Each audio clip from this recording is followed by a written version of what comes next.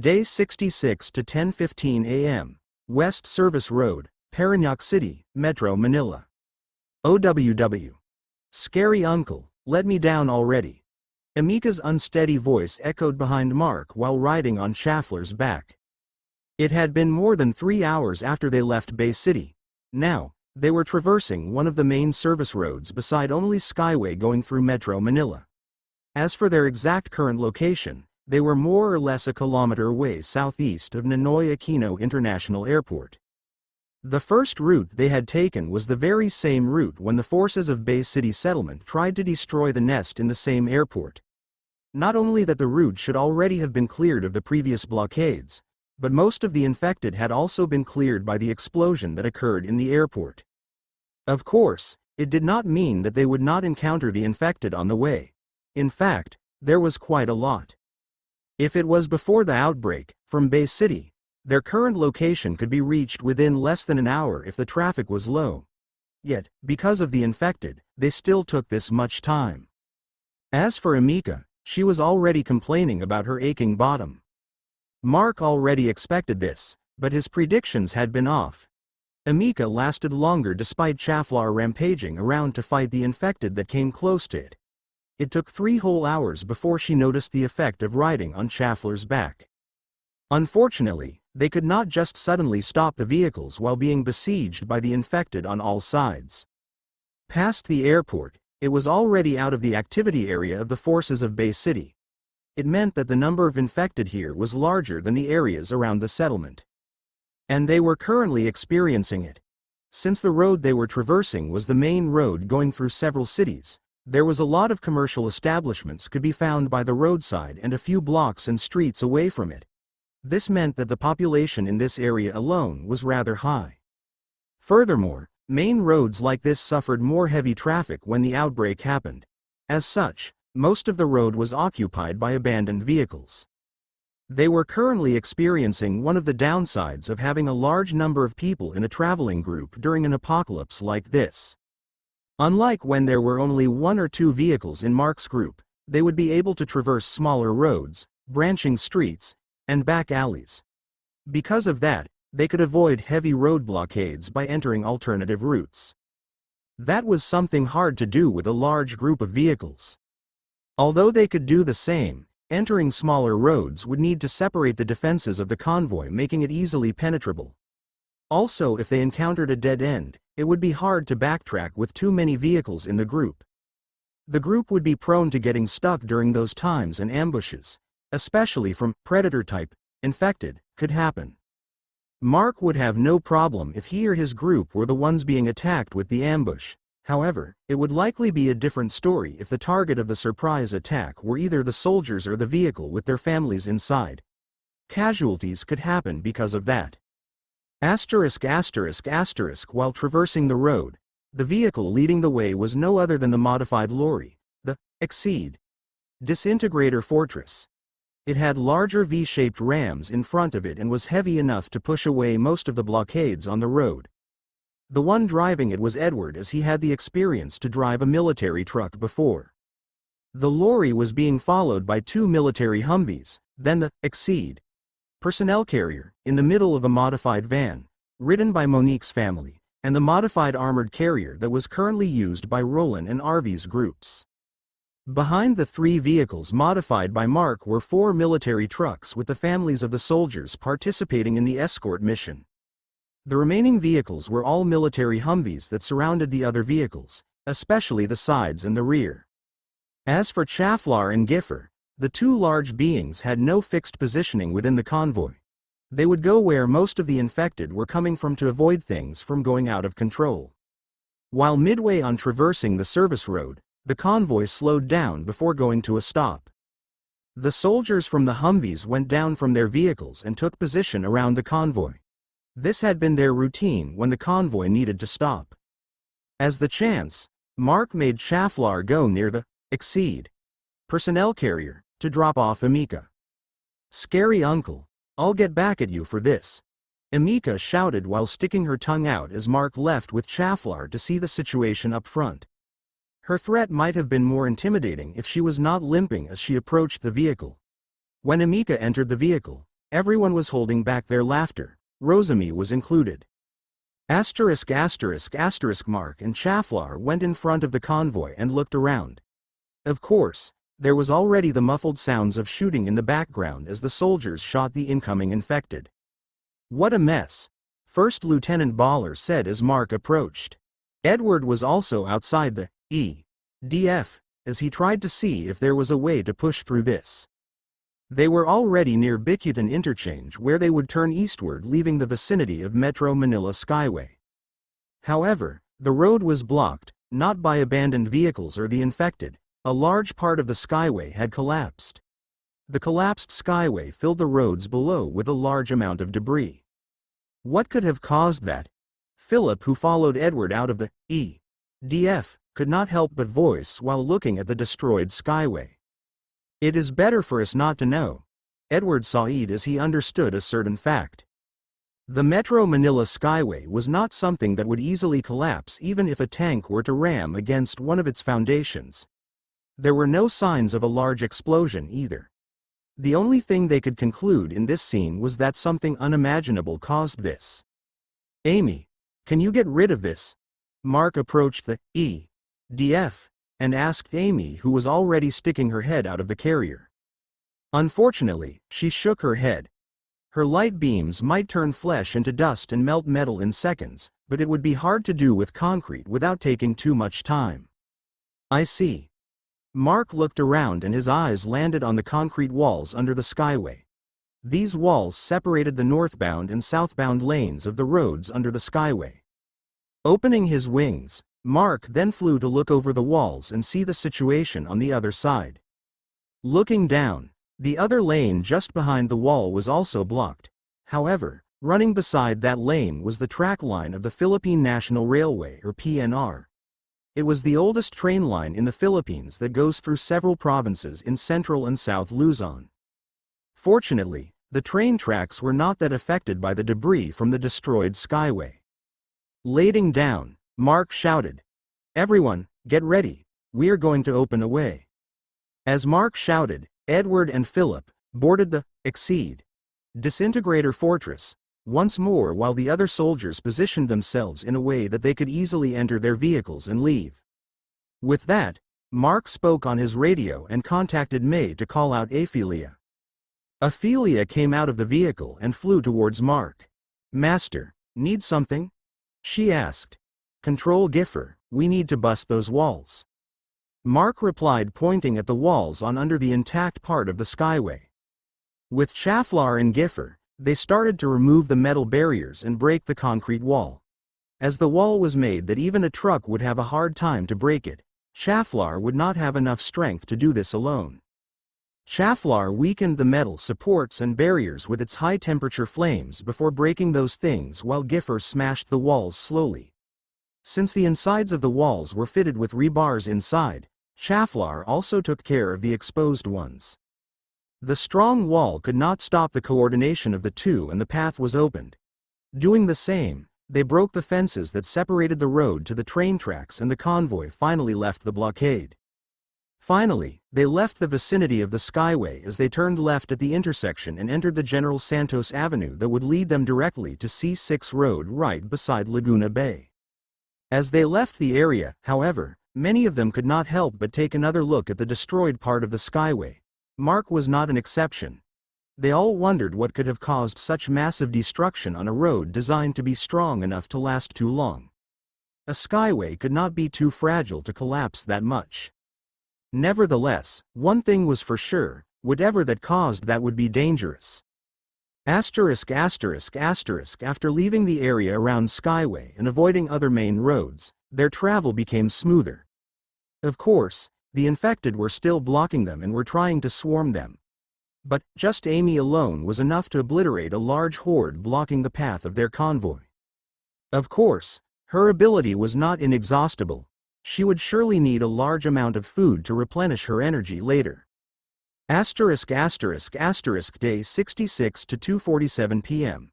Circumferential Road 6, Napandon, Taguig, Metro Manila. They were now near the end of the Circumferential Road 6 and they only needed to traverse the bridge going over Pasig River to reach its end. However, they already decided to stop. "Sir, should we build camp already?" First Lieutenant Baller asked as they looked around the area. In response to that question, Mark took out his phone to check the offline map application. He then started to estimate the things he needed to mind on this journey. "I guess we already should," Mark agreed after about a minute. And thus, they started to prepare. They cleared off a vehicle trade building south of C6 Road near the Bridge of the Infected and decided to use the place for camping. Isn't it still early? It was just still before 3 in the afternoon. That was what most people would think of this circumstance. However, it was better to build camp this early than trying to find another suitable place before the sunset. For the main reason, the military did not expect that they would reach this place this early. This place was one of the designated resting points for the first night of this journey. They expected to reach this place before evening. However, Mark's group decimated most of the threats and blockades easily, which made the travel smoother. Unfortunately, they could not take it for granted and continued to press on. After crossing the bridge over Pasig River, the next resting point they planned was about more than a dozen kilometers away in Taytay, Rizal. It was because, from the other side of the bridge, the only roads they would be able to traverse before getting to the next resting point were all main roads. The remaining time of the day was surely not enough to reach that place, given the fact that what they would encounter at the road was uncertain. Especially the collapsed skyway they saw several hours ago, it gave them an uncanny feeling. While they took camp, families of the soldiers also started to do their duties. The families of the soldiers might be non-combatants, but it did not mean that they could not do anything. They started to prepare food for everyone. It was already a late lunch since they could not stop in the middle of the city to eat.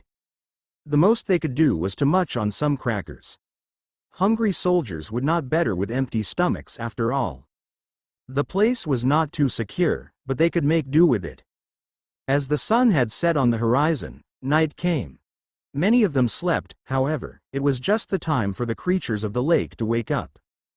Day 66 to 6:22 p.m. Circumferential Road 6, Napandon, Taguig, Metro Manila.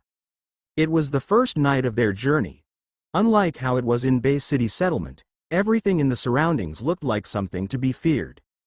Without living people, there was no electricity.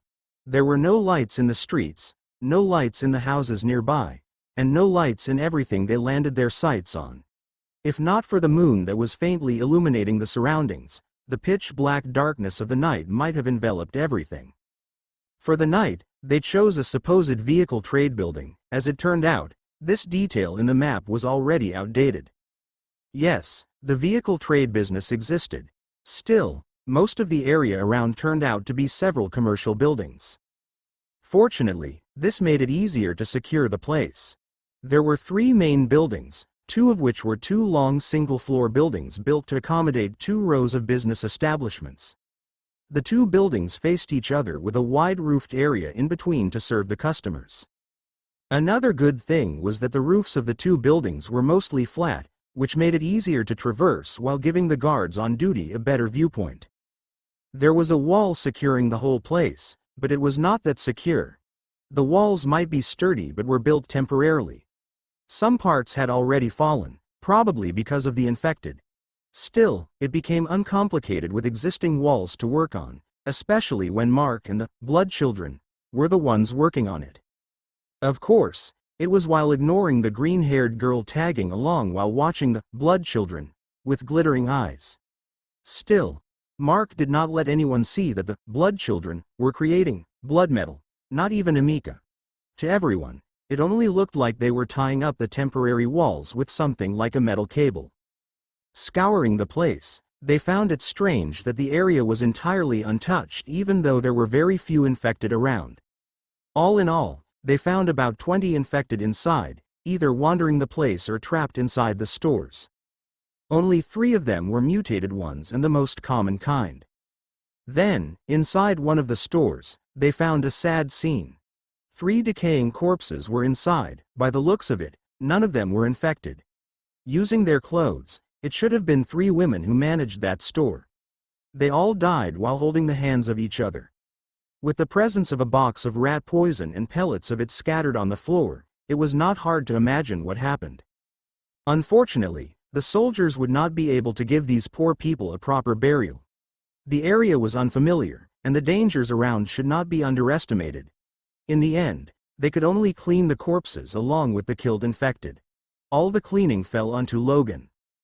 Fortunately, Aphelia was used to seeing dead bodies and was able to command Logan with precise instructions, unlike Amihan, who was still quivering at the sight of decaying corpses. Night fell not too long after.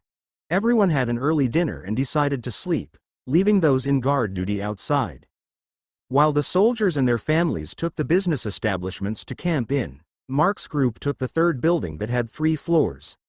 Actually, it was just 2 since the third floor seemed to be still under construction when the outbreak started. Since they still have a very early morning tomorrow, everyone decided to sleep early like the others. Of course, everyone aside from Mark. Although he pretended to sleep, he was still awake. He opened his eyes once he was sure that everyone else already entered their dream world. There was no need for anyone to stand guard for them as Chaflar, Giffer, and Logan could alert them once danger came. Even Amy, who stayed inside the Exceed disintegrator fortress, was sensitive to the infected and would be able to detect them if they came too close. That was also the problem. Aside from Chaflar, the 3 were only sensitive towards the infected. The 3 were supposed to be infected, that was why they were able to detect their kind. However, as the 3 were not the usual infected, they lacked something that normal infected had: the instinct for searching the living. Chaflar, on the other hand, could detect enemies on certain conditions. The most prominent one was the smell of flesh and blood. This enormous lizard was a carnivore, after all. Laylaps and Fine were also here to help with detecting enemies. A dog's nose was very good, while an insect's instinct for survival was high. As for Mark, he could detect almost any living thing as long as they emit emotional fluctuations. With all of them around, any form of danger would not be able to come close undetected. However, it did not mean that they could lower their guards, especially when Mark could tell that there were a lot of things outside, waiting for night to fall. The soldiers actually wanted to set up spotlights, which could help in detecting and defending the place. However, Mark stopped them. Not only that it would attract unwanted attention, but it could also call forth danger. Being careful not to wake up anyone, Mark stepped out of the building onto the unfinished third floor. Shush. A few soldiers on the watch saw Mark and wanted to greet, but Mark shushed them. Nevertheless, Mark knew why. Even First Lieutenant Baller was here. Mark went down to where the soldiers were. "How is it?" Mark asked. Almost everyone was looking at the direction of the lake while being careful not to make too much sound. "Sir, we don't know what is happening. We wanted to call you out, but you said not to since your pets will know if there is danger. Since they don't seem to be responding, we concluded that there is no danger yet." The first lieutenant reported. "Good. I just came out since I noticed the disturbance, but you all should calm down. There's no danger yet." Mark replied. Currently, a glow could be seen at the lake in the distance. At the sea, a phenomenon like this was a normal, but rare, occurrence due to algae. In this lake, however, there were no precedent events like this.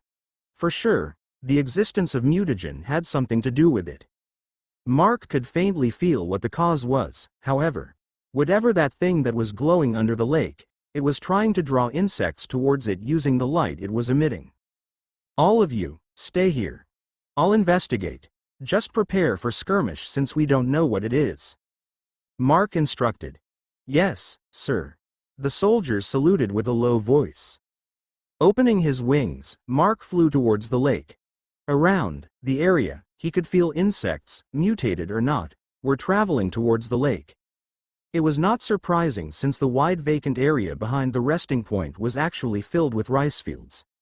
The rice crops were already destroyed though. However, it became the best nest for insects. Reaching the lake, he saw that the light formed a large circle near the edge of the lake. Around the area were filled with water hyacinths. And A rather large one was at the center of the circle of light. The water hyacinth at the center was really large. The smallest of its leaves had about the size of a human torso, with the largest ones with a span of a meter or more. There was also the cluster of flowers in its stalk, which was about 2 meters high. The source of the light was the large cluster of flowers. While observing the giant plant from above, Mark saw a mutated giant cockroach trying to approach the cluster of large flowers. It flew low over the glowing water of the lake. Then, it was caught. A thick pointed stick spurted out of the water, piercing the body of the cockroach. As the cockroach died, Mark saw several insect-like arms grab it and dragged it underwater. And that scene was not the first and last one. As more insects came towards the flower, more of them suffered the same fate. The sizes of the pointed sticks and insect arms were not the same either, as some of them were smaller or larger than the rest. "So, this is a night hunting ground," Mark murmured. It seemed that whatever these hunters underwater were used those flowers to lure their prey. Of course, he could be mistaken, and those creatures underwater might actually be protecting the flower. While Mark watched the unusual sight below, he suddenly felt danger. He swayed his body to the side. At the same time, a large burst of water happened below as a large thing flew out of the water. With a buzzing sound, the large silhouette passed where he was positioned before. Since its prey managed to dodge, the assailant turned around in a curve and charged towards Mark once more. However, as Mark already saw the attack coming, Mark prepared to strike it down. He dodged the next attack and then flew at the same speed beside it. Finally, since he was flying at the same speed, he saw what this creature was. Bellostomatida, commonly known as a water bug. At least, that was how Mark judged it. Mark could not find out its specific name though, as it had already mutated far from its original appearance.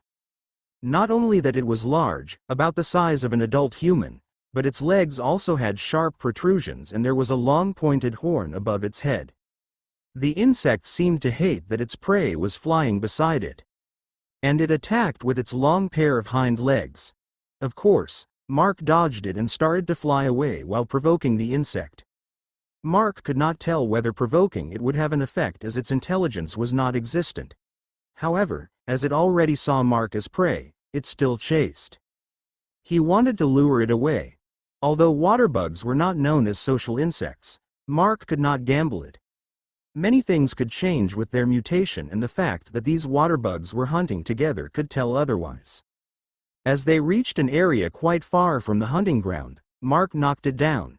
He sent a burst of black mist that immediately entered its head, causing it to fall unconscious and fell to the ground.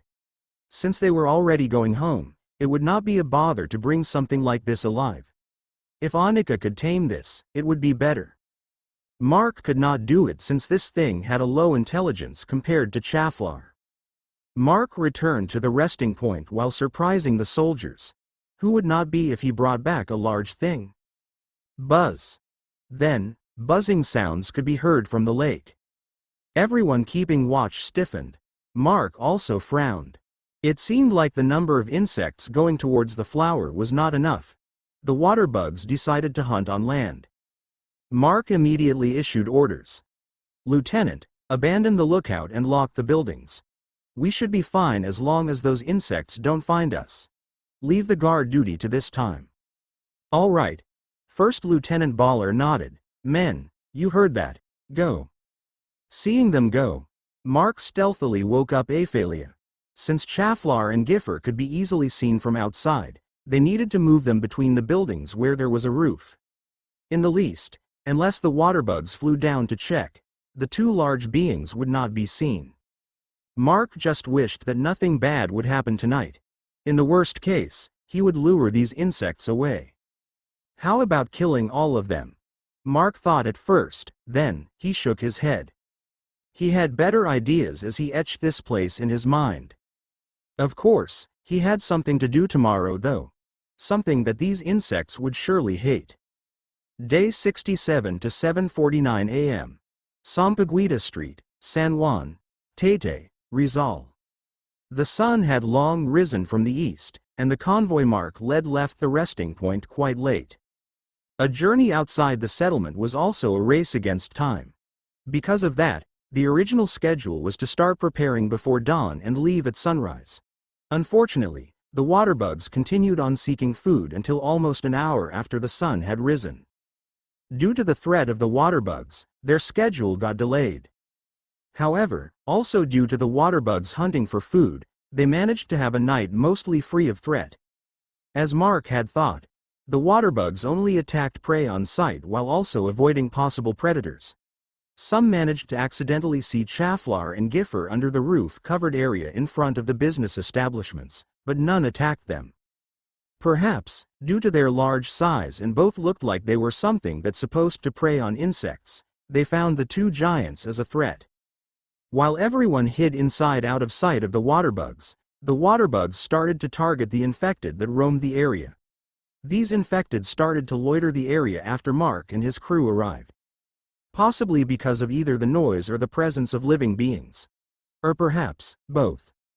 Unfortunately for the infected, except for a few large-bodied and armor-type, mutated infected, the others became prey to the waterbugs. Since the waterbugs were also living beings, the remaining infected also tried to go after them. It ensued a battle between the two species, leaving Mark's group in peace for the night. Everyone just wished that they returned to the lake earlier though. After they confirmed that there were no waterbugs left flying and roaming around, the soldiers hurriedly prepared and they all left as soon as possible. The waterbugs might have become nocturnal after their mutation. Nevertheless, they could not take chances. The number of waterbugs they saw was quite large and many of them were the size of an adult human. Most of the infected that roamed into the area did not even stand a chance, not to mention normal humans. They had to leave the place as soon as possible. First Lieutenant Baller also took note of their discoveries, and once they reached the Infanta settlement, they would report the information and relay it back to Bay City settlement. Right now, they already crossed the bridge while warily eyeing the lake and the river. They were still in the vicinity of the protected area around the lake and they could not let their guards down. It was a lucky circumstance that these mutated bugs had no ability to seek prey outside of their eyesight. A confrontation between them and the waterbugs in the middle of the night could have been dangerous. Mark and his group might be able to handle it, but it would be hard to protect everyone against a large number of these fast-flying insects. Fortunately, their fears were unwarranted. As they followed the main road and turned at the next curve, they started to drive away from the lake safely. Of course, it did not mean that the continuation of the journey would be smooth sailing. It was because as they drove away from the lake, they entered the heavily populated areas once more. If one was to look at the map, this place looked like a set of numerous rectangular grids with uneven proportions. In each block, there were about 20 or more houses. And there were a few hundred blocks around the main road. In fact, the moment they entered the subdivision, they were already blocked by quite a number of infected. Furthermore, instead of decreasing, their numbers were increasing as more infected were drawn by the sounds of the vehicles and the gunshots. If they stayed in a place for too long, the road would surely turn into a sea of infected that would block their advance. Thus, along with the military, Mark utilized everyone to clear up the infected. While Mark instructed Chaflar as the dragon run around the place while spewing fire on the infected, he could not help but take out his phone and snap a few photos. It was because there were quite a number of infected that he had not seen before and was also not included in the data given to him by the military. Perhaps, these infected could be said as endemic to this place. There were quite a number of infected with strange moss covering their bodies. Probably because of the dirty creeks around the area caused them to mutate and become hosts to the moss. It was quite annoying how these infected smelled horrible. The smell even permeated after Chaflar burned their bodies to ashes. Aside from those, there was also a lot of thin-bodied infected that moved around on all fours. They rather moved fast and had good instincts and reflexes. They were quite a pain to deal with as they tried to avoid danger by jumping over abandoned vehicles and low structures before going into hiding. Their behavior made Mark think that the infected started to develop their own hunting methods by instinct. If this really was the case, things would become harder and harder for survivors in the future. ******* Day 67 to 9:15 a.m.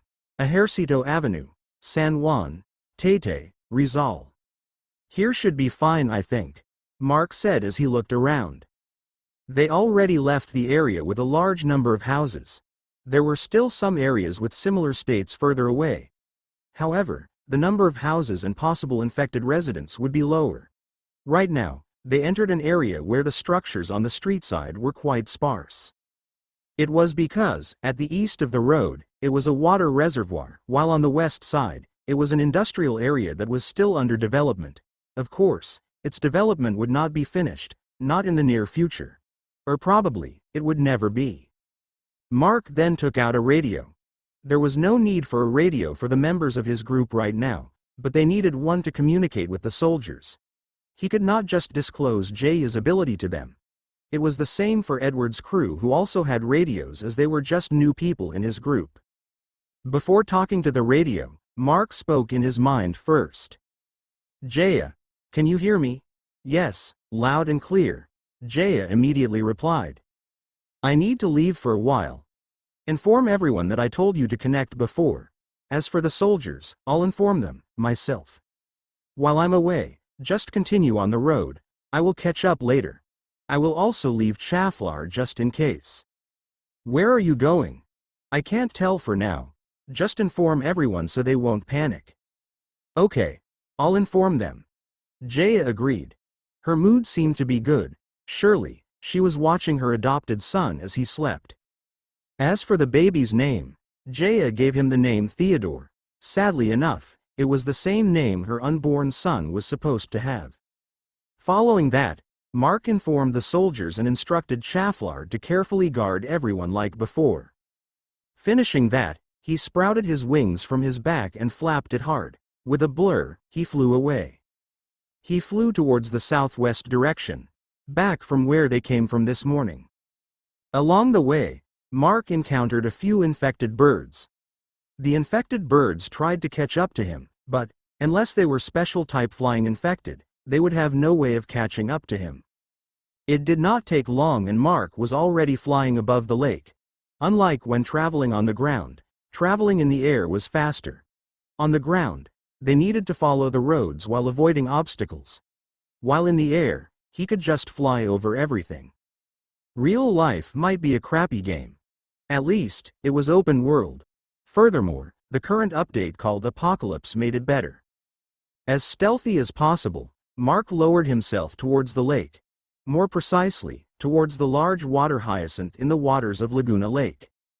While he lowered his altitude, he was checking for any mental fluctuations underwater. It was faint, but he managed to detect the water bugs. There was really a lot. Most of them probably did not try to leave the waters of the lake as their bodies were smaller than the others. Furthermore, Mark confirmed. These mutated water bugs were nocturnal. Probably, they did not like the light from the sun. It was because while the majority of them were asleep deep under the lake, probably, under the mud, some of them were awake. Nevertheless, they did not try to swim too close to the surface. Maybe, they could tolerate the morning sun as it was not too bright and hot. However, as the sun rose in the sky, they could not tolerate it anymore. This was a great opportunity. Approaching the gigantic water hyacinth, Mark noticed that the flowers were not emitting light anymore. More importantly, the flowers seemed to be facing the sun, unlike last night when most of the flowers were drooped down while emitting light. Mark started to wonder why but shook his head. He was not here to mull over those things. What he came back here for was to look for something. Flying around the cluster of flowers, he started to rummage around. It did not take long and he found it. Stuck in the stem of the leaves, he found 2 fist-sized seeds. As far as Mark knew, water hyacinth flowers only last a day. Even if it mutated, there was a chance that even if the blooming time was lengthened, it would not be too long. In fact, there was not only 1 flower stalk but 3. However, the other 2 already had no flowers on it.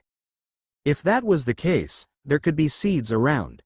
Mark was not sure as it was quite rare to find and water hyacinths were commonly grown with plantlets. In any case, he managed to find 2. It should already be fine and try to grow it. For sure, It might not work since there was only one of this giant water hyacinth, but he could still try. Storing the seeds, he also plucked 3 young flowers at the top of the stalk. He could use some souvenirs. One of these would be given to Sherville for study. If this plant turned out to be something helpful, it would be the best scenario. In the future, he could go back and pluck some more or search for seeds too. When Mark plucked the flowers, he felt some disturbance underwater. It seemed that the mutated water bugs really valued this flower and managed to sense that its flowers were being taken. He then hurriedly removed a small part of a leaf connected to the root before leaving. He could also try planting this part. Luckily for these insects, Mark was not planning on fighting. If Annika really managed to tame the one he caught, he would take back more of these guys to create an army to mobilize on freshwater areas. So, Mark would not harm them right now. The disturbed water bugs dug themselves out of the mud they slept and surfaced while enduring the sun. Their cries could be heard when they saw that the water hyacinth was missing some flowers and had a broken leaf and root. Some of them even flew around, which caused their bodies to dry up too much due to the sun. Unfortunately, the poor insects never found the culprit and entered the lake waters once more to soak their dried bodies. As for the culprit, he already scurried away while using his wings and shadow mist movement at the same time. With the very fast speed of his flight, he managed to catch up with the convoy very quickly. He landed on Schaffler's back and joined the fray as he arrived while the convoy was in the middle of another battle. He would never know that for the next few nights, the water bugs he stole the seeds, flowers, and root from were angrily hunting everything that came near their nest. Day 67 to 12:22 p.m. Highway 2000, San Juan, Taytay, Rizal. Passing over Barcadahan Bridge that goes over Mangahan Floodway, they gained a bit of breathing time until they enter the busiest parts of Taytay, Rizal. Even though they already drove past one of the longest and busiest bridges in the area, everyone was not content with their current pace. They were already behind schedule when leaving the first resting point. After passing over the Pasig River, their movement had been too slow. As they moved further and further away from Metro Manila, they encountered more varieties of infected that caused them to slow down. After all, going head-on against infected with unknown capabilities was the worst thing an individual could do. Regular people might copy game characters, tackling unknown enemies without much consideration. The military, however, was conscious of that fact. They would preferably not rely on luck where not only their lives but also those of who they protect would be in jeopardy. And thus, the soldiers pretty much try to deal with the new kinds of infected first before they got close. They were precisely right with this. Some of the infected could release toxic liquid or explode upon death. Letting them come closer without knowing their capabilities was the same as committing suicide. Although everyone was dissatisfied with the current pace, it was to ensure their safety. Because of that, no one would complain. Mark, who returned from the lake earlier, was also enjoying the current pace. He happily turned the camera he pinned on his collar on and was even taking pictures as he fought. The military gave him enough data for most of the kinds of infected they found around Bay City settlement. Nevertheless, finding out things on his own was more enjoyable. The feeling was pretty much the same as playing a new game without following any walkthrough. The player needed to discover everything inside the game on his own. Mark knew that things of this caliber were different from video games. It was an issue of life and death. Nevertheless, his trait as a mutator erased the feeling of fear inside him. That enabled him to enjoy these things, albeit the very same circumstance he had as a mutator would remove this enjoyment soon enough. Leaving the vicinity of Barcadahan Bridge, they entered another development area. The establishments around were all aimed for industrial use. Many were factories, while some were large-scale retail stores. However, like the others, these areas would never be finished. Furthermore, the construction materials and other things left around the unfinished establishments caused more kinds of infected to sprout. The infected in this area was lesser compared to the previous areas. However, the ratio of mutated infected over the normal ones was higher. One of the infected that stood on their way was quite slow on its foot but hard to kill with usual means. It was because its large body was covered with thick concrete. The infected was also a heavy one that even the Exceed disintegrator fortress was rattled after ramming it to the side. The concrete-covered infected was still alive despite that, however. Still, it was funny to see how it struggled to get up because of its heavy body. Mark got down from Chaflar to look at the infected with interest. While it struggled to get up, Mark broke parts of its concrete armor as if trying to ascertain something. Soon, he just shook his head. After taking a few pictures, he made Chaflar breathe fire on its head, killing it almost immediately. "Big bro, what are you trying to do?" Jaya's voice sounded on Mark's head as he headed back to join the group. As she had already seen Mark bring back a few things he was interested in, she was curious about what he was up to this time. "Nothing much. I just tried to see if we can exploit that one." Mark replied in his mind. Exploit? Jaya was confused. Everyone was just going nuts wanting to kill or run away from the infected. Mark, however, was the complete opposite. Not only that he had no fear facing them, he even wanted to exploit these carnivorous creatures. "Yeah," Mark replied. "I just tried to see if it can regenerate its concrete armor. If it could, then we can bring it at the base, feed it and make it produce concrete, at least, cement for us." Hearing that, Jaya understood. Since her knowledge about the infected seemed lacking, Odalina and Colleen took the opportunity to teach her. From the two, she learned about armor type, infected and the ability of some of them to regenerate their armor once damaged. By the looks of it, that concrete armored infected could not. Still, Mark's ability to think of using the infected as a resource amazed her quite a bit. Midway Highway 2000, their vehicles came to a stop once more. Sure enough, the road was blocked. Unlike the circumstance back in Metro Manila Skyway, however, this one looked normal. The cause of the blockade was heavy traffic after two dump trucks crashed at each other. One of the two heavy-duty dump trucks was overturned and lay in the middle of the road on its side.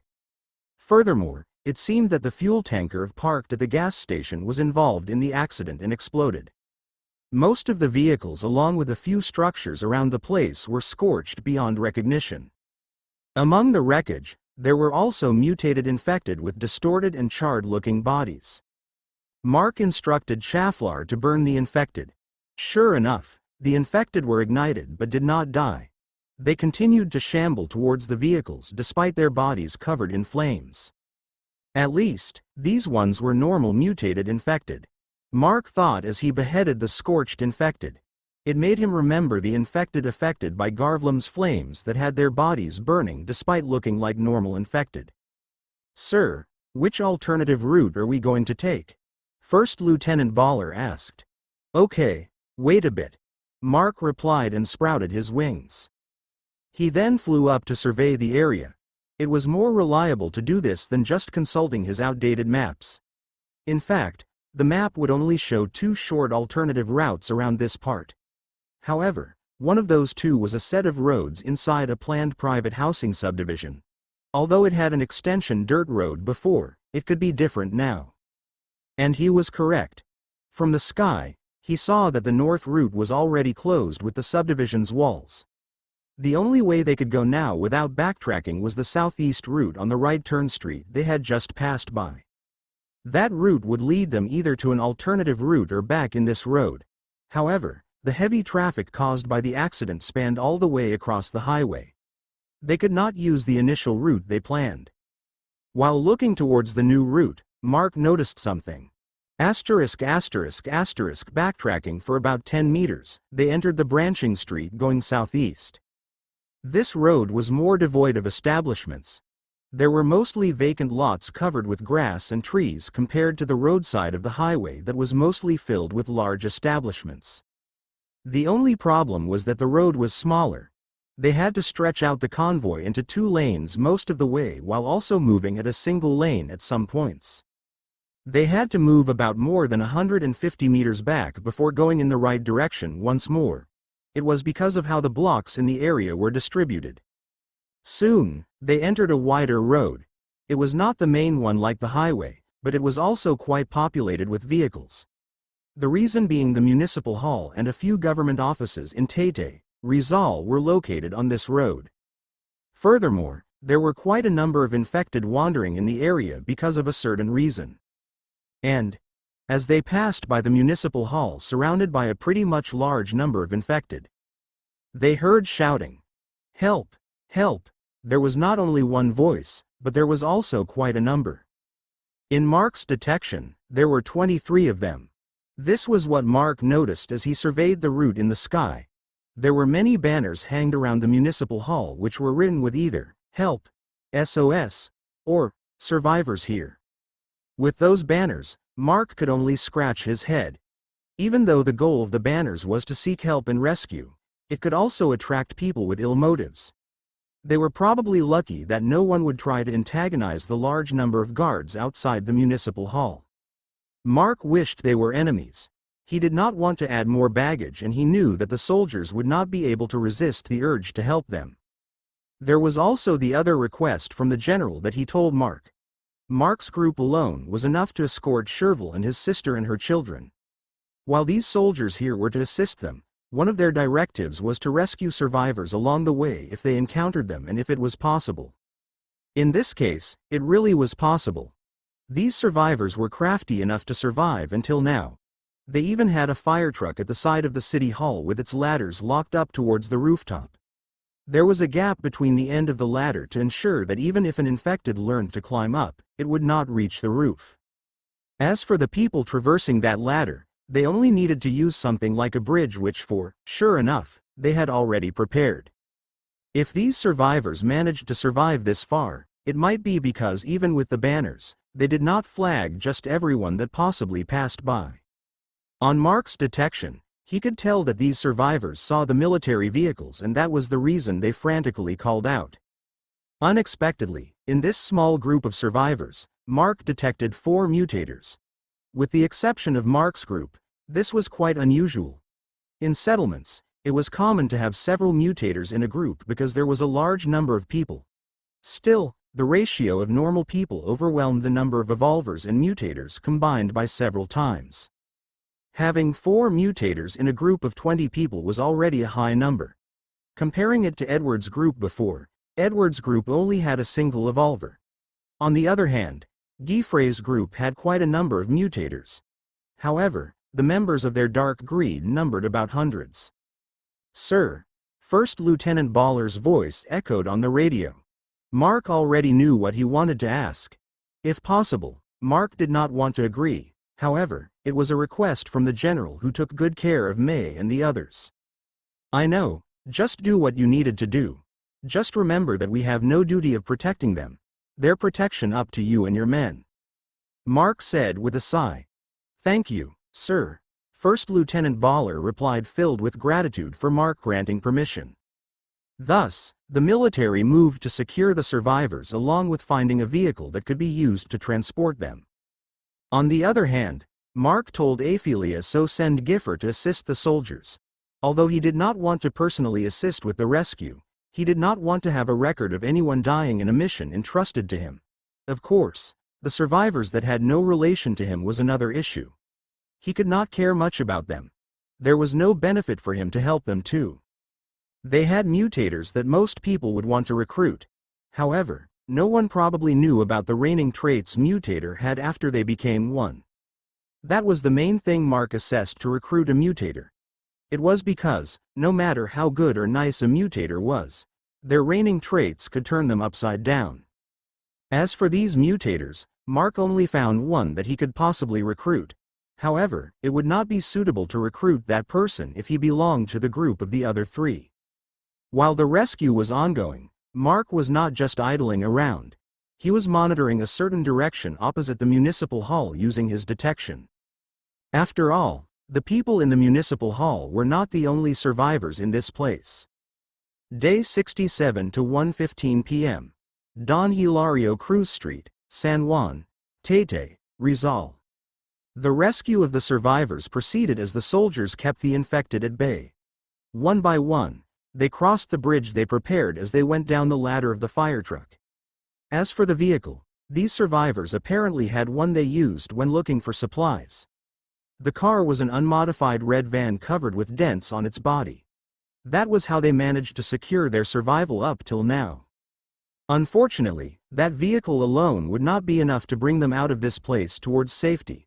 Furthermore, as the infected around the municipal hall grew in numbers and mutated further, they had to stop their supply runs and rely on what they had gathered. Now that they spotted military vehicles passing by, they knew that it would be their chance to leave this place. While the soldiers resumed the rescue, Mark continued to monitor the fluctuations coming from the south direction. He took out his phone and looked at the offline map as flying would be too conspicuous. Looking at the map, he saw that the establishment in that direction was a large resort hotel. That resort was on a rather large scale. The whole establishment was 3 times larger than the compound around the municipal hall of Tete, Rizal. Mark could not tell whether the whole resort hotel was already secured, but he was sure that survivors were living there. Several of their scouts were even hiding while observing the situation around the municipal hall. There were 5 scouts scattered hidden. Their motives were questionable as they did not flag the soldiers to rescue them and moved suspiciously instead. Among the scouts, there was one mutator. As Mark observed the movements of the others, however, he concluded that they were agility-based evolvers. Since most of the resort hotel was out of his detection range, Mark could not tell the exact number of people there. However, just by the small area he could detect, there were about 15 already. The scouts were not included in that number. Mark then waited. In case that they only came to watch, so be it. If these people decided to make a move, however, he would immediately deal with them. Another mutator ability would be handy for his collection since he had a large number of mutagen stones. He collected from the horde of the king type. Right now, he had more than 1,000 vacant, physical crystals, stored inside the psi crystal.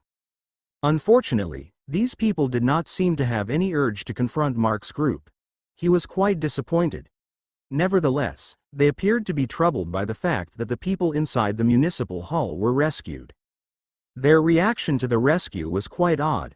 Why were they troubled when the survivors inside the municipal hall were not related to them in any way? Were there any relations? Mark could not help but ponder. The rescue went quite smoothly. There are a few hitches because of the mutated infected, but the soldiers managed to handle the situation. It was even without too much of Mark and his group's interference. As for the scouts of the other group, they only watched while trying not to be seen. After securing the survivors, they left the area immediately. There was no need to waste more time as it would also waste their effort and ammunition. As they continued their travel, the military had to adjust their positioning. It was because of the new addition to the convoy. For Mark's group, there was no change as they remained as the vanguard of the group. Leaving the alternative route they took, they reached the main highway that traveled throughout Tete, Rizal. ******* Day 67 to 3:42 p.m. Radial Road 5, San Juan, Tete, Rizal. Being one of the busiest roads on Tete, this road had a lot of vehicles either left parked at the roadside or abandoned in the middle of the street. There were also a lot of infected wandering the streets waiting for prey to come. Seeing the convoy led by Mark, all the infected rushed towards them. It was quite a horrifying scene. The soldiers were quite tense due to many reasons. With this number of infected, it would greatly hinder their progress. It would be fine if it was still early. However, it was already about to go late in the afternoon. If they got delayed any further, they would end up driving on the road after sundown. That was the worst thing to happen. The survivors that were also rescued were also terrified. They wanted to be saved so they could escape the danger threatening them. Yet, they were faced with a new kind of risk in the road. They were also wary of the 2 gigantic monsters that came along with the convoy. After all, they had never seen such creatures in real life before. It made these people uncertain whether these creatures could be trusted. As for their commander's response to the enormous number of infected, full speed ahead, Mark commanded through his mind and the radio in his hands. Yes, it was a busy road. There were quite a number of vehicles on the road and a large number of infected around them. Nevertheless, this road was an 8-lane one. There was plenty of space to go through without needing to crash onto the abandoned cars on the road. As for the infected, They could all face the strength of the Exceed Disintegrator Fortress. In fact, that command was not just on a whim, it was also a signal designated to this convoy. The convoy stretched out its formation with all other vehicles moving behind the Exceed Disintegrator Fortress. As the vehicles accelerated, since the one driving the vehicle of the rescued survivors was a soldier, he also followed the adjusted formation. Then, Amy's tentacles moved out of the slots on her vehicle. The eyes on the tentacles aimed everywhere. As the defense in this formation thinned, Amy would make up for the lost strength while also getting ready to open up the path whenever needed. Driving on the road, the convoy started to accelerate while beams of light flew everywhere. On the other hand, Giffer also moved while keeping up with the Exceed Disintegrator Fortress. The large-bodied Giffer got rid of the vehicles that blocked the way when there was no space to go through. Schafflar on the side with Mark left the ground and flew around to eliminate most of the infected with its fire. The soldiers also did not just idle around as they started shooting everywhere to get rid of the infected. They kept that pace to save precious time while getting rid of the infected by leaving them behind. After 2.5 kilometers since their entry on Radial Road 5, they reached its end. Leaving the highway, they entered the extension road of Ortigas Avenue. They had to finally slow down and move at their normal pace once more. It was because this road was smaller with just its 4-lane road. As it continued the busy roads before, there was still a lot of abandoned vehicles that disabled their ability to maneuver around. Nevertheless, rushing throughout the highway gave them a bit more time to reach the next resting point. Since they could not rush the road anymore, driving for around 1.5 kilometers at the beginning of the extension road was quite tedious. Nevertheless, past that distance, the infected became lesser and lesser. It was because of the rest of the Ortigas Avenue extension being surrounded by lush forested areas rather than highly populated housing subdivisions. This state of the road would stay the same until they leave Taytay and reach Antipolo, Rizal. As the population in this place was lower than the surrounding areas, it would be safer here to spend the night. Finally, they reached the resting point. Different from the previous night, however, the place to stay the night was not designated to only one establishment. Inside the high elevated and forested area, there were several establishments. Some were resorts and event establishments while some were retreat and recollection areas. As for the place Mark selected, it was a large building way inside the forested area about 600 meters away from the main road. It was a retreat center aimed towards religious practices as it was also a pastoral training center. The establishment had gone by the name Maryhill Retreat House. As the elevation of the place was high, it was rather cold and the road was curved at some parts as going straight would either need more budget to build or make the road too steep. While going through the road surrounded by trees, this was the very first time they traversed a road without encountering any infected on the way. There were even small insects flying in the area. Although the appearance of some of the insects looked odd, they still behaved like their normal counterparts and escaped when they saw people coming. Soon enough, they reached the wide parking area just in front of the 3-story retreat center. The place looked rather creepy for some reason. It was already 5 in the afternoon. In another hour or so, the sun would already set. They did not have time to carefully search every nook and cranny of the large retreat center to ensure that there was no infected inside. As such, Mark had an idea. Mark ordered the soldiers to secure a defense perimeter at the parking area facing the retreat center. He then went towards the Exceed Disintegrator Fortress to fetch something.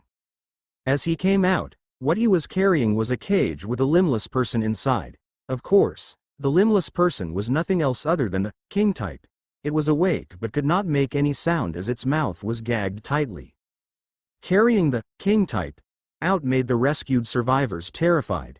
They started to mull over what they had gotten themselves into. Mark nodded to his group and to the soldiers to signal them to get ready. He opened the cage and reached for the neck of the king type and pulled it out. The next thing he did was to remove the gag, causing the king type's growls of hate towards Mark to be heard by everyone. Mark then smiled as he took out a knife and pierced the king type's shoulder. GRAAAAA. Its painful scream echoed throughout the area, especially the retreat center as the trees muffled the scream towards other directions. Like Mark predicted, the infected inside, despite not being under the total control of the king type, reacted. Mark had already thought about it. If there was no leader type infected to lead the others, they would respond to any leader type that would call for them. That was how hordes grew after a horde led by a leader type passed by other infected without leaders. This time, even leader types would respond to this call. It was because a king type was far superior to a mere leader type infected. After the scream, Mark gagged the king type once more, blocked its bleeding wound and threw it back inside the cage, letting it squirm inside in pain.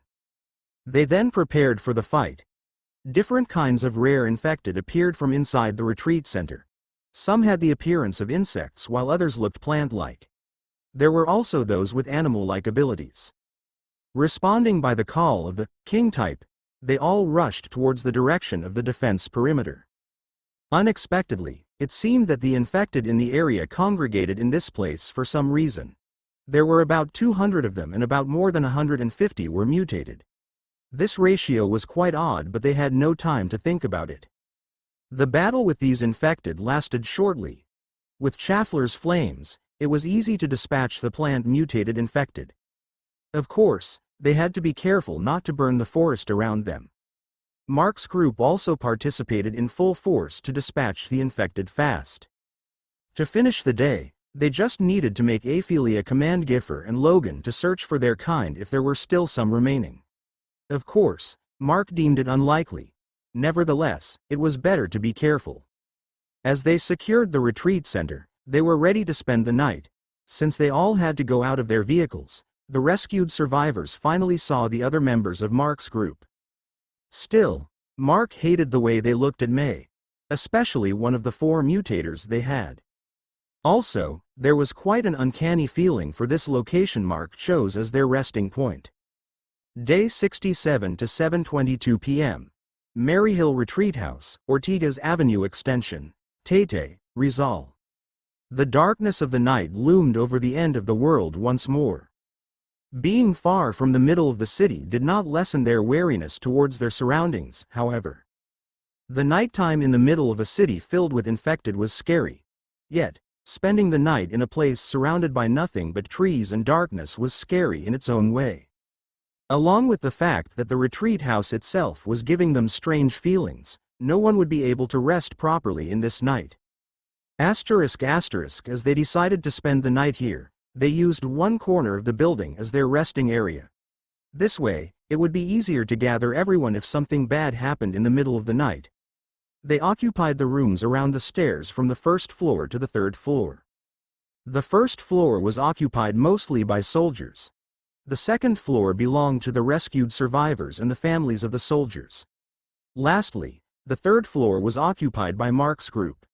Of course, the soldiers on shift to be on the lookout would patrol the 1st and 2nd floor. Although there was no need to, it was to make the people on the 2nd floor relieved. Most people would feel secure when they knew that there were guards outside than having nothing, even if it was unnecessary. For the 3rd floor, Mark made it off limits unless it was an emergency. The soldiers knew that Mark's group did not need any guards. If it came to a shove, even the little girls in Mark's group would perform better than the soldiers. Mark's rules for not allowing entry on their floor aside, there were not many rules that restrict the others.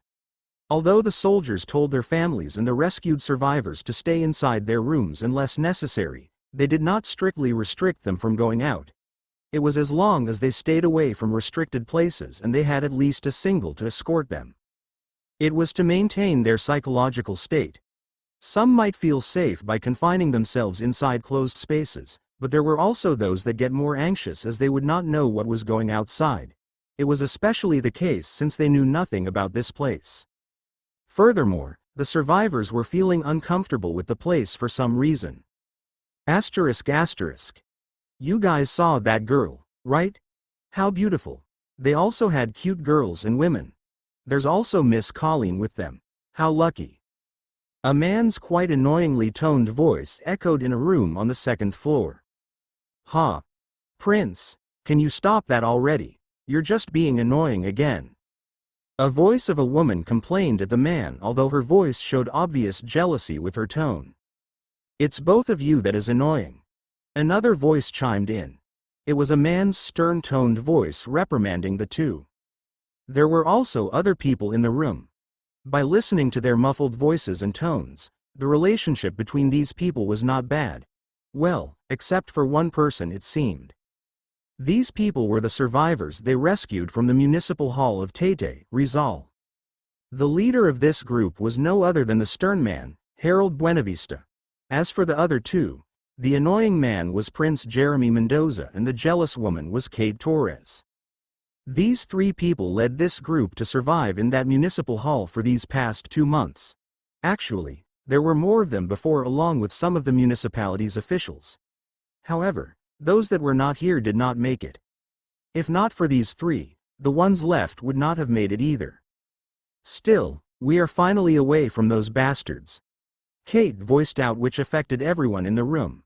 They all knew who she was talking about. "Those bastards left us alive but made our lives miserable." Another person in the group voiced out, and everyone agreed. What they were talking about was the group that made the resort hotel as their base. Those people were a group of notorious gangsters.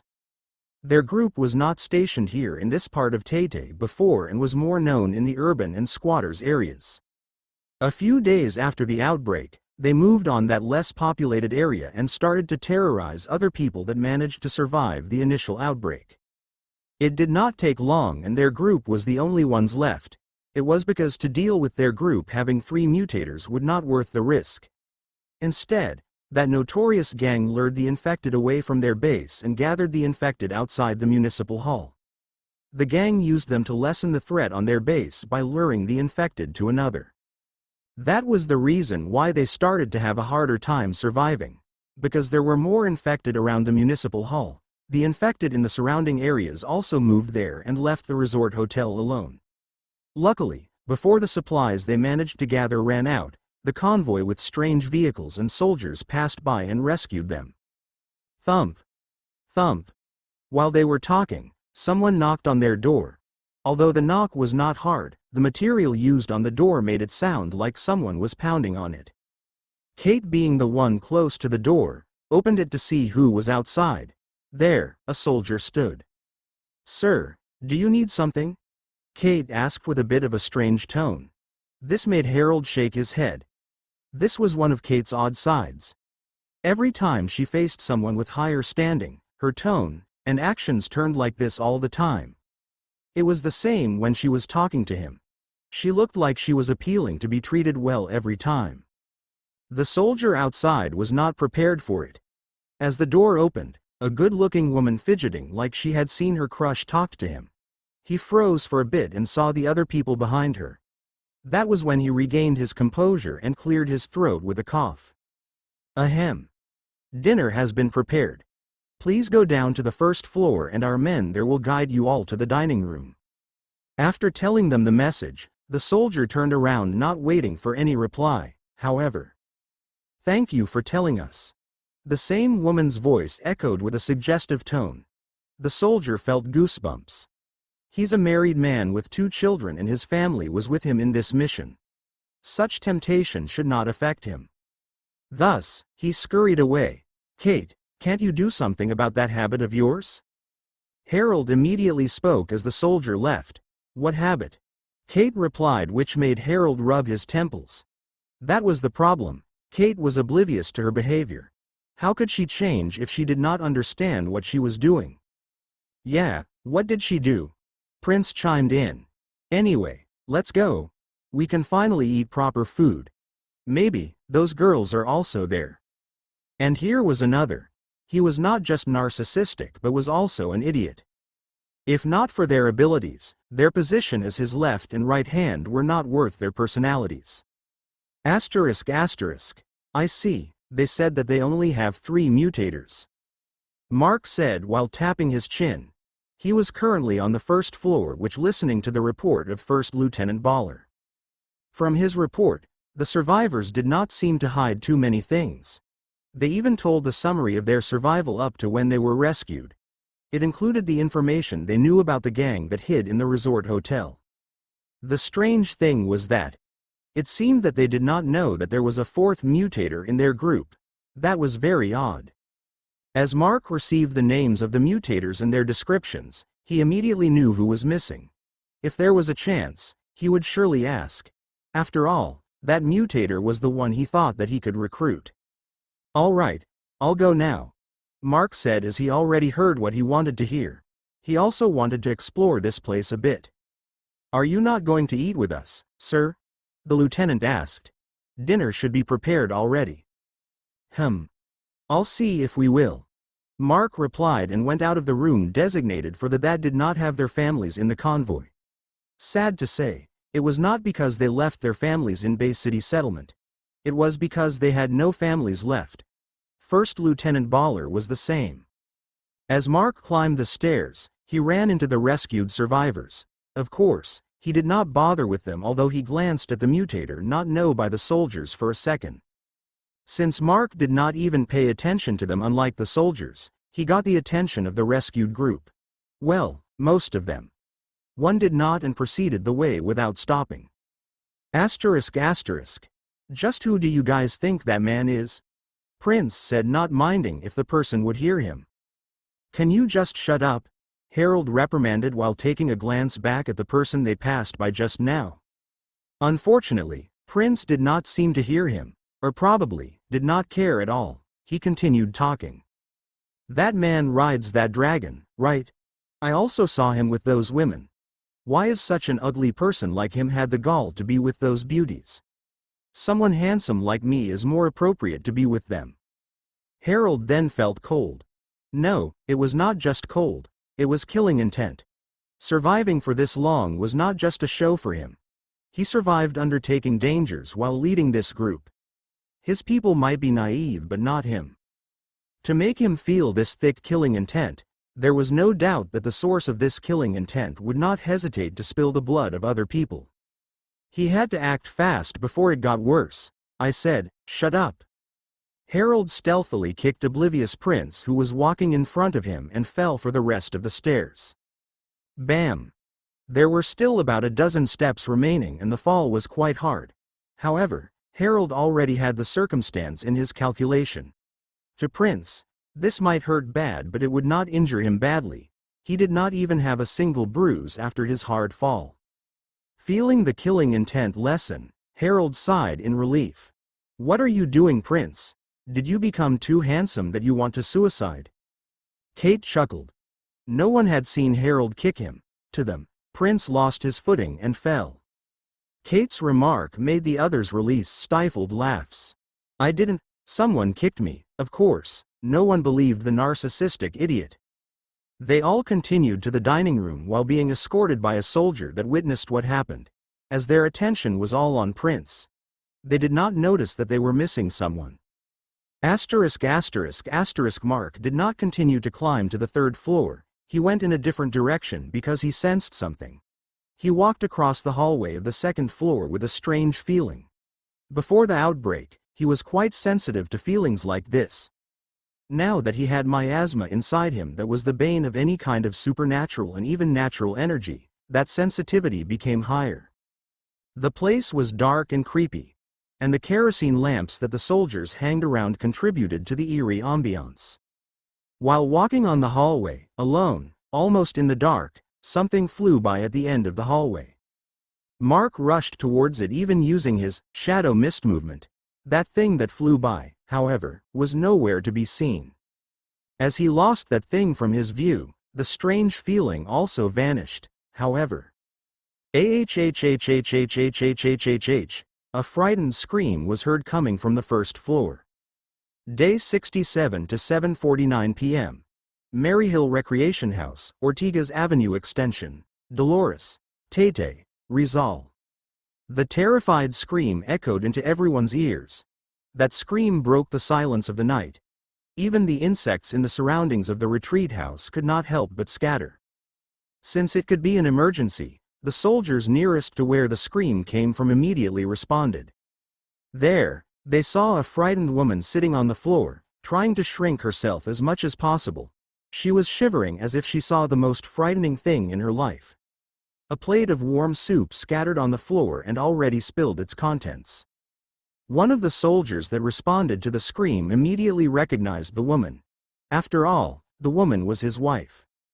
The soldier was young, so as his wife, it was positive that they married after the day of the apocalypse. While the young soldier pacified his panicked wife, the other soldiers scattered to find whatever the possible cause of her panic was. However, they found nothing. The soldiers already blocked the rooms with possible entryways that were not in use. Since that was the case, entry without being seen by the patrols was not possible. There was no place to hide either without removing the blockade the soldiers made. It took a few minutes of calming and several glasses of water before the woman regained her composure. That was when she started to tell her creepy story. Asterisk asterisk asterisk on the second floor, Mark heard the scream rather clearly. It was because he was precisely just above the source of the scream. However, there was no need for him to hurry up and check. He could sense that the soldiers already went to investigate the circumstances below. Right now, he needed to deal with something else. So, what are you tailing me for? Mark spoke as he turned around, facing the direction he came from. As Mark's question ended, a silhouette of a person could be seen emerging from a slightly hidden part of the hallway. When the person stepped a bit closer, the person's appearance was revealed. A 16-year-old boy who had quite a thin presence. Of course, even without seeing the boy's appearance, Mark knew who he was. The fourth mutator in that group of survivors who were rescued in the municipal hall of Tete Rizal. He was the very same mutator that was hiding his abilities for an unknown reason. I'm surprised. You managed to notice me. The boy spoke. Those idiots didn't even realize that I'm missing again. He did not have any ill intent, but his voice was filled with both self-ridicule and helplessness as he turned towards the stairs leading down to the first floor. The atmosphere was then enveloped with odd silence. When the boy looked at Mark, the latter was just staring at him. Why are you staring at me? He could not help but ask. Because you didn't answer my question at all? Mark spoke with a questioning tone. The boy felt awkward and scratched his head. I'm just curious. Sorry. The boy awkwardly apologized. I want to see who is this mysterious leader that those soldiers obey without question. Hearing that, Mark raised an eyebrow. He never introduced himself to the survivors. He also told the soldiers not to say anything about him either.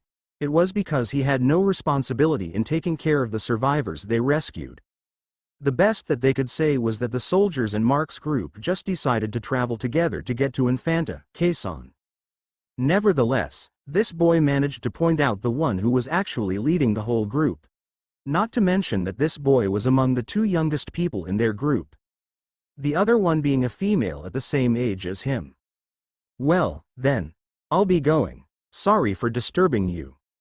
The boy decided that there was no need to tail Mark anymore as he had been caught. Furthermore, he also missed the part where Mark vanished into the mist and appeared on the other side of the hallway. The hallway was dark enough to mask Mark's usage of his psychic ability. It's not like he was hiding it though. As the boy turned around and was about to leave, Mark decided to ask. So, why is a mutator like you hiding your abilities?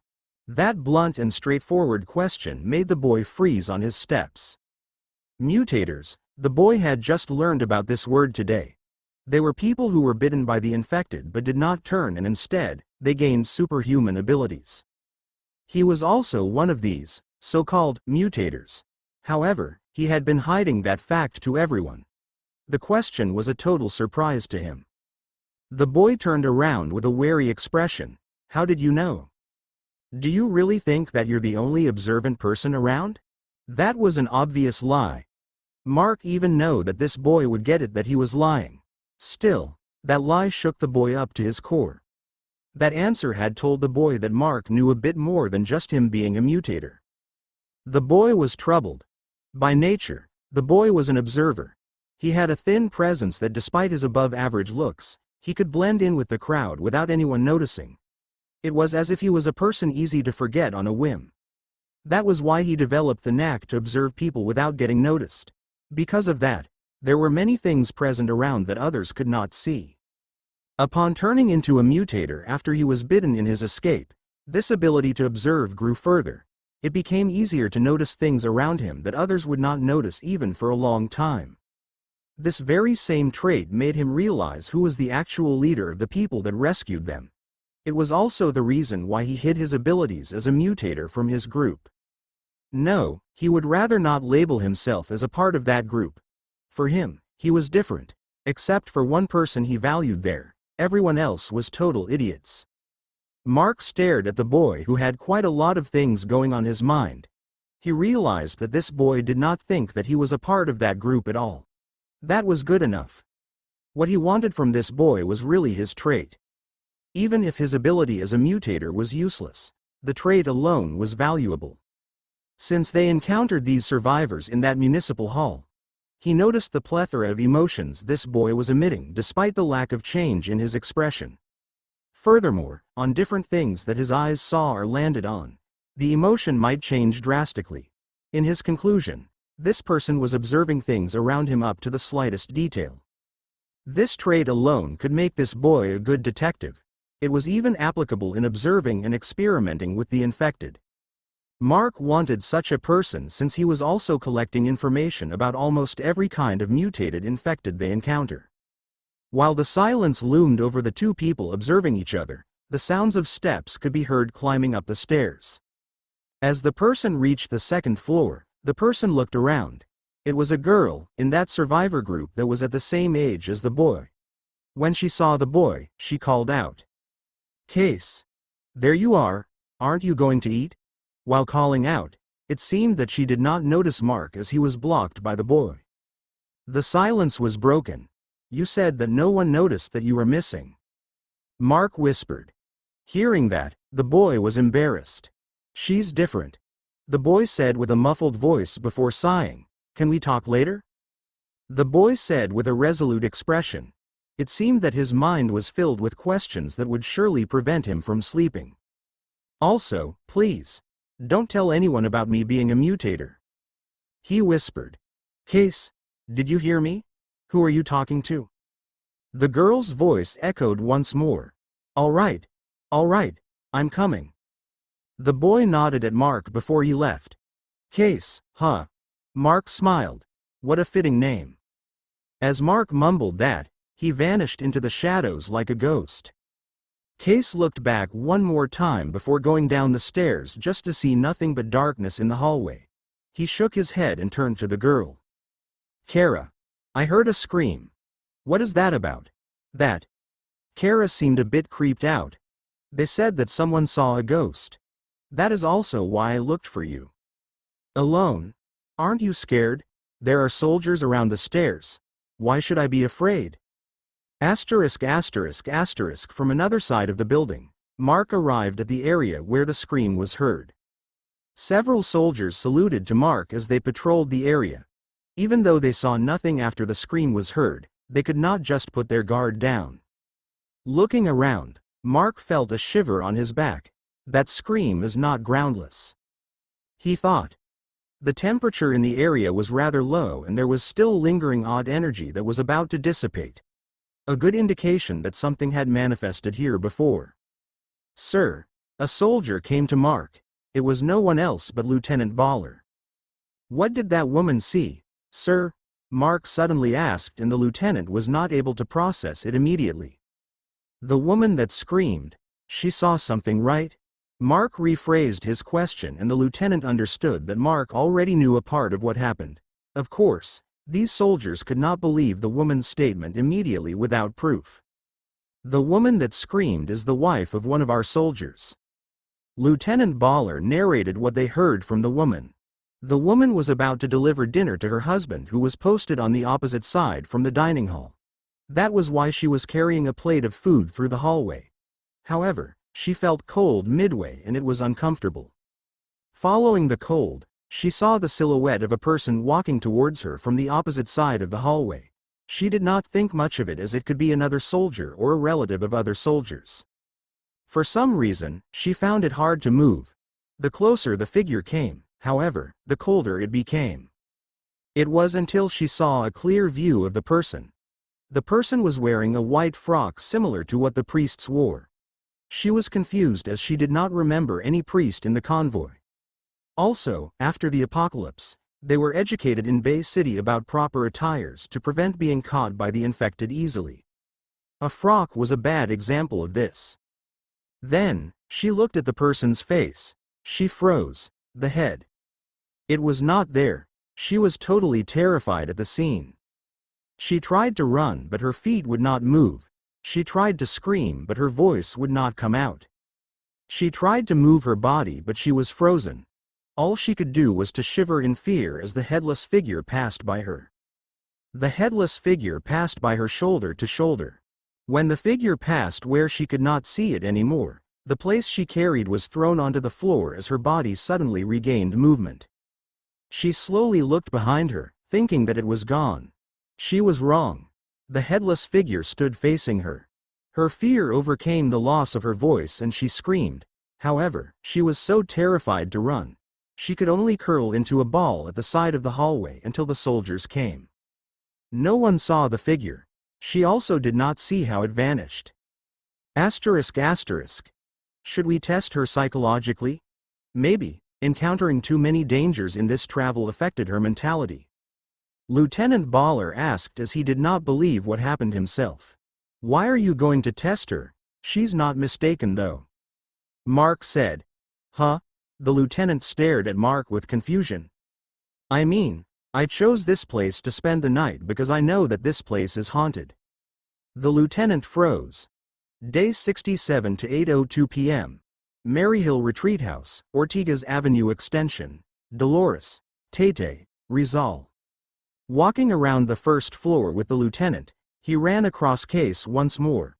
The boy was surprised to see Mark already on the first floor before he and Kara could even go down the stairs. Mark did not mind the two, and Case did the same.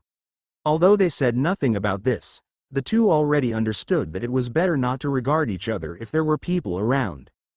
It was because it would make other people suspicious, especially when Case was hiding his abilities from the people around him. On the other hand, First Lieutenant Baller following behind Mark had a lot of things on his mind. Without a doubt, what Mark had told him was one of those.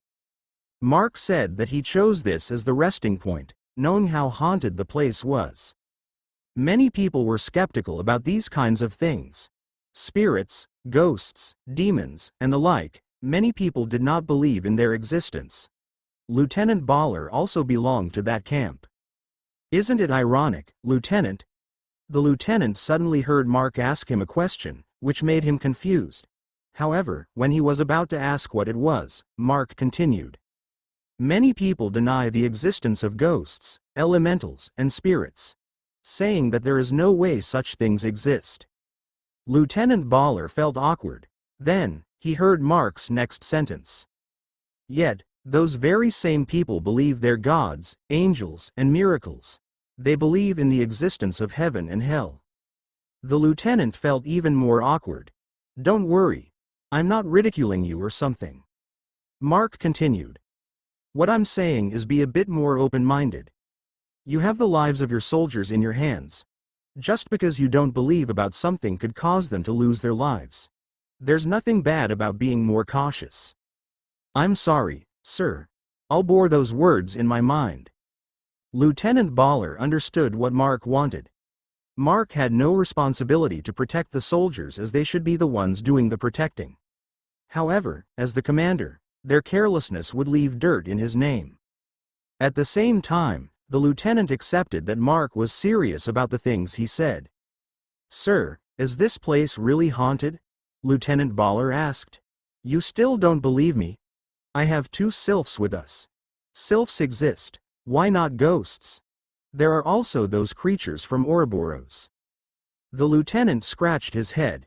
He totally neglected the fact that Mark did have two supernatural beings in his group. The individuals from Ouroboros were mostly non-humans too. But sir, why did you choose this place if you know that this might happen? To that question, Mark contemplated a bit before he decided to tell the soldier. It's more of a personal reason. Well, I guess you people will notice this soon. Mark spoke. Not only the mortal world is affected by mutagen. Even the paranormal world is the same. So, it won't be surprising if we encounter infected supernatural creatures. That's. The soldier had a loss for words. Just infected humans, animals, and insects were already something that the remaining population could not handle. If infected paranormal creatures were added to the mix, it might be better to kiss this world goodbye. So, sir, you wanted to investigate this place? Right. We will stay here for only a night, at least. I want to learn a few things. I've been searching for the ghost since we got here. The woman that screamed had beaten me to it, though. It did not take long, and they got to their destination, the room where the frightened woman was being tended by her husband. Sir, Lieutenant. The young soldier hurriedly saluted after Mark and Lieutenant Baller entered the room. How is your wife? Lieutenant Baller asked. Lieutenant, she had gotten better, but she's still shivering. The young soldier replied as he looked at his wife worriedly. As for the wife, she sat on a sofa while hugging her knees. She was trying hard to ease her shivering. Nevertheless, the terror in her eyes was still there. It was already good that they could converse with her to some extent and got the story out of her. Without saying anything, Mark approached the terrified woman. Sir, what are you? The young soldier was worried, but the lieutenant grabbed him and told him to calm down. Mark looked at the woman in different angles first until he noticed something. He parted the woman's mid-back long hair around her nape. Then, he reached his hand like he was about to grab the woman's neck. His hand was clad in miasma, making it look sinister. It made the young soldier even more worried. However, before Mark could even touch the woman's neck, he closed his hand as if grabbing on something. He then pulled his hand back with an intense rise in miasma around his hand. At the same time, the woman released a painful moan. After that moan, her body slumped as if she lost her energy. The young soldier hurriedly grabbed her as she was about to fall off from the sofa. Belle, are you okay? The soldier asked as he checked on her. He was panicking. Sorry, Nell. I made you worried. The woman's weak voice was heard. It seemed that aside from being weakened, she already returned to normal. Her complexion also had gotten better. Sir, just what happened? Nelson, the young soldier asked Mark. Although he was confused, he understood that Mark did something to make his wife recover, at least, mentally. In the tone of his voice, he was obviously grateful. Corpse energy, Mark replied. Her body was invaded by energy emitted from a ghost that became a strong evil spirit. The other three people would have not believed such magical stuff he was saying if they did not saw what happened with their own eyes.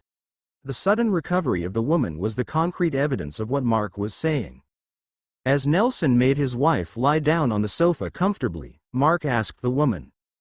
I have a question for you about what happened. Sir, I think she already said everything she saw. Nelson tried to intervene as he did not want his wife to force herself to recall such a terrifying experience. To the young soldier's intervention, Mark had no problems with it. He was the same if it came to May after all. However, what he wanted to ask would be crucial to everyone. She might have told everything else but a single important detail, you see. Don't worry, it will be a short one. Mark assured the soldier. Nelson, sir, said that it's important. Even Belle seemed to have no problems with it, making Nelson agree. Seeing that the woman was ready to answer, Mark asked. I just want to ask whether you remember if the headless priest you saw is carrying his head in his arms or not. Or at least, if he is carrying something that might fit a person's head. To the young soldier and the lieutenant, that question was quite hard. Most people would not be aware of such details when they experienced a frightening event. However, the woman responded contrary to their expectations. Sir, I don't think that the priest I saw was carrying anything. Both his hands are on his side while walking. I see. Mark nodded with a stern expression. Okay, that's all. Also, if you felt something strange, find me. Being exposed to corpse energy can cause side effects. Yes, thank you. Sir, thank you. Both the husband and the wife thanked Mark as he left with Lieutenant Baller. "Lieutenant, I'll add 2 new rules for tonight," Mark spoke when they stepped into the hallway. "Just say it, sir. First, don't let anyone go alone, even the patrols. Be sure to inform everyone. If they want to go out, even just in the hallway or inside the toilet, be sure to be in a group of at least 3 people. As for the second one, do not leave the area we designated as our dwellings for tonight." "Yes, sir." After letting the lieutenant return together with a few soldiers, Mark climbed to the 3rd floor. There, he was greeted by the disturbed Emihan. He was also bombarded with questions about the scream. They were also curious, but Mark told them not to go out unless it was really necessary. Of course, he told them what happened. He also told that he knew about this place before. He had never been here though. "So that's why," Emihan exclaimed. "I've been feeling odd since we got here."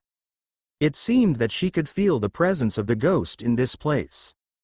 Mark observed everyone. Now that they knew that there was a real ghost in this place, everyone had different expressions on their faces. Especially Colleen and Annalyn, both of them were really scared. Even Jaya was also afraid. On the other hand, there was no change to his little girls. May was also not afraid as it looked like. "Anyway, all of you should stay here together. The one we have here should be aggressive," Mark warned. It was the reason he met the woman and confirmed that detail. In some rumors and urban legends, a headless priest might be either harmless or harmful. The indicator of that was whether their detached head was present around their body or not. If the headless priest was seen carrying its head, consider it harmless and was just passing by. On the other hand, if the head was totally out of the picture, some bad things could happen to the people that saw it. They said that it might mistake the head of the person that saw the priest as his head. In that case, the headless priest would take it. It would not matter how many people saw it at the same time. It could either be the closest person or anyone in the group. There was no restriction on gender either. As for the said witnesses, most of them would run away. Those that were really frightened would not even care if 1 or 2 of their friends were left behind. Unfortunately, the person slowest to run would not be seen again. It was even more dangerous if the person was alone. Luckily, the soldiers managed to respond quickly, or that woman might have vanished into thin air already. "Gerger, what are you going to do?" May asked. From what Mark said, all of them should stay together. He was not included. "I will search for that guy. I have a few things I want to know," Mark replied. He knew that May was being worried. "Then, be careful." May grabbed his hands. "Don't worry. I'll be fine. I don't think that that priest will want my head to replace his." Mark smiled. With that, Mark made sure that everyone was protected as he planted a wall of miasma around the area occupied by the whole group. It included the 1st and 2nd floors, which made some of the people terrified. After all, the incident about the headless priest had just happened. Now, everyone was being imprisoned by this black misty wall. The soldiers knew what this was and worked hard to pacify everyone. While everyone was already secured, Mark, alone, went to the other parts of the retreat house. On the other hand, it seemed like no one would be able to sleep tonight. It was all because of their curious leader. As Big Brother always like that? To bring us somewhere dangerous as this haunted place? Jaya's voice echoed in everyone's head as she complained. She noticed that even Theodore was disturbed. Luckily, the baby boy was not a normal baby that would cry at the slightest disturbance. There, Roland sighed. Mark had always been like that. These words made everyone look at him. Back in high school, he had something like an occult book he always brought to school. It contains a lot of weird stuff he wrote, such as information about ghosts and magic spells. He even had a deck of playing cards he used for fortune-telling.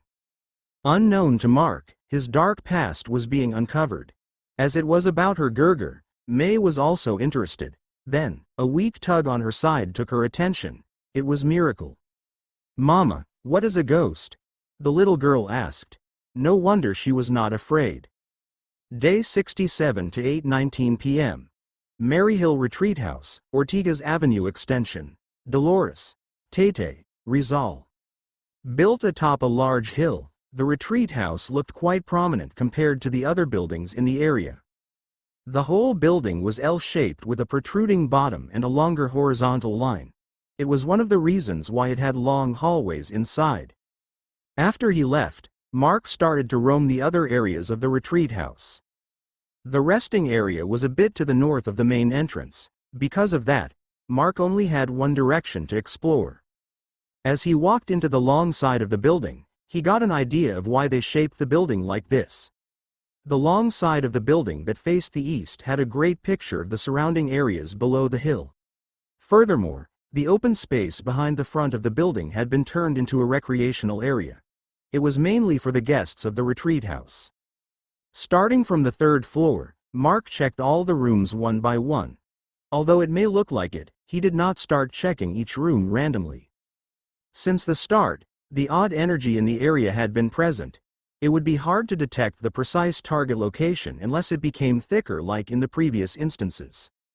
By checking the rooms one by one, he made sure that there would be no odd congregation of the energies in any of the places he checked.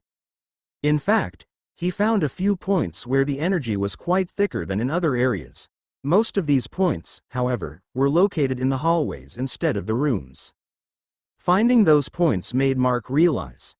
No wonder that in the stories he heard about this place, most of the stories told about encountering the headless priest moving across the hallways. In the religious context, ghosts might either be evil spirits or lingering souls of the departed. They were not able to pass on due to different reasons. The most prominent reasons were that they had not let go of the living, and they had unfinished business they had to do. That might be true, as ghosts were often said to be seen where their lives ended. They wanted to finish something and continue on from that area. However, as they ceased as the living, they could not complete it. In the case of the said headless priest, it was very likely that he was looking for his missing head. The religious context had those views, while another field had a different setting. In the field of paranormal investigation, they somewhat believed the religious theory. However, how could they manifest? Researchers said that spirits and ghosts could exist as a congregation of energy. This congregation could affect a lot of things such as temperature, magnetic field, electric field, and even white noise. As such, devices used by paranormal investigators were developed. Mark could tell that all of these things might be true, since his senses to notice and feel energies around him. Deeply haunted places like this had odd forces in it. To describe it, in Mark's view, everything devoid of color. It was like watching an 80s black and white movie even though everything was supposed to be colored. That was how this odd energy could affect his vision. This was not the first time he saw something like this. Even before, when he had his odd jobs, there were times that he would catch a glimpse of places being devoid of colors. Although it would return to normal in a blink of an eye, the eerie feeling was still there. It was the same here, especially at the places where the odd energy was thicker. The places where the headless priest would manifest often. "Where is it?" Mark murmured with a frown. Although he could sense these energies, he could not find the ghost he was looking for.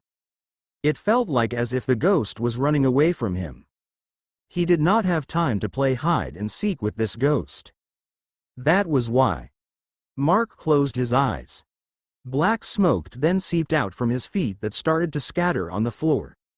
Like leaking water, the miasma spread out further. The hallways, the rooms, down the stairs, on the second floor, and on the first floor. Miasma flooded the whole building, except for the protected living area. As it spread, miasma ate every energy around the building, cleansing the place while trying to track the source. While the miasma spread, Mark also walked towards the areas with thicker energies. Following those points, he ended up stepping out of the building and towards the recreation area. Looking around, Mark could not help but commend the place. Even under the darkness, the place looked pleasing to the eye. It was truly a good place to take a break from the chaotic life in the city. As Mark continued on his steps, the ground about 5 meters around him was covered in miasma. He was using this as a compass to lead the way. It was easier to detect energies like this, at the expense of any living and organic thing touched by the miasma. In fact, The grass where he stepped on started to wither along with some of the trees. He could make the circle of miasma wider, but it would be harder to control. Not to mention that it might affect the mutation of many things if he spread it too much. At least, with this radius, he was able to control it. Step by step, he entered the woods north of the retreat house. Soon after he entered the forest, his nose was assaulted by a thick, repulsive smell. As the apocalypse ensued, this smell could not be any more familiar to Mark. Just walking at the side of the street, this smell was prominent. The smell of rotting corpses. However, the smell here was too thick. Mark could not help but think that this smell could have come from several rotting corpses. While following the smell and the energy he was detecting, he noticed a structure in front in between the gaps of the trees. Checking his memory, he remembered that there should be a seminary in that same direction from the retreat house. He was able to notice it because of the difference in elevation. The seminary was built at a lower elevation, making its roofs visible even with the trees. A seminary could be a perfect place for a headless priest, isn't it? Mark murmured. As he walked closer towards the seminary, both the odd energy and the smell of rotting corpse were getting stronger. And before he could even get to the seminary, he stopped with a steep slope in front of him. Below the slope, there was a mountain of dead bodies. The feeling the scene gave him was like he was looking at a dump site or landfill. Of course, instead of garbage, the things dumped here were dead bodies. Headless. Dead. Bodies. The scene was quite repulsive and stomach-churning, especially seeing the rotting juices of the corpses spill onto the ground. Aside from their missing heads, most of the corpses were not damaged at all. Still, Mark found that some of the corpses were incomplete. Some had human bites on them, and some were mutated. Odd enough, some of them were also missing some body parts such as arms or legs. The oddest thing was that he even saw a corpse with only limbs left dumped into a corner. There was no distinction on the dead bodies. Whether it be human, infected, infected, or might even be mutators. Their headless bodies were dumped here. It also meant that there should be survivors in this place before. Mark also found out certain similarities with the bodies. They all looked human. Even the mutated infected. None of them seemed to have insect-like, animal-like or even plant-like mutations. These kinds of infected were the only ones they encountered upon arriving. So, it was not like the mutations of the infected in this area became that way because of the place. It was because they were the only ones left among the infected. Mark realized. He also remembered that among the remaining common infected in the retreat house, all of them had broken faces, heads or distorted jaws which no one would appreciate seeing. Headless corpses. Mark sneered. Only something like you will do such things. Mark said that as he turned his head towards the center of the heaps of corpses. There was nothing there. At least, physically. The strong wind then blew around like a whirlwind. Mark was forced to cover his eyes as dust and the putrid smell almost entered his eyes. Although he covered most of his sight, he was still paying attention to the same direction. The air then turned dark as the whirlwind grew stronger. At the peak of its strength, the wind suddenly vanished. At the same place, a figure stood. Same with the descriptions, wearing a white frock with a style pretty much seen in Spanish colonial times. One thing that Mark noticed, however, made him frown.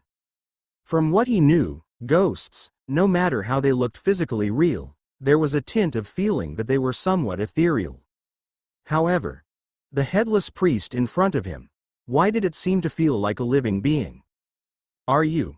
Mark came to a realization. A ghost trying to revive itself.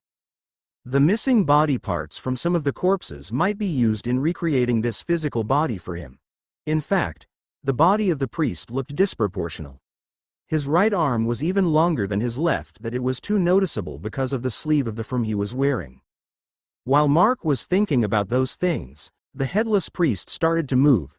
It started pointing at Mark while stomping at the ground. It seemed to be displaying its anger at Mark for some reason. Mark could understand such since he could detect its emotional fluctuations. Still, Mark found those actions comedic since he had seen such actions in movies at scenes where a priest was angry.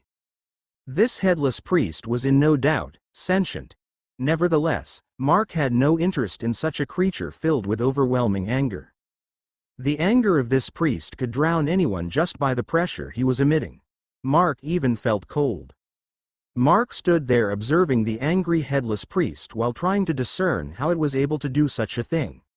For sure, it was close to reviving as it already finished a body to dwell in. Of course, it was still missing his head. Nevertheless, Mark knew that there would be a catch to this kind of revival.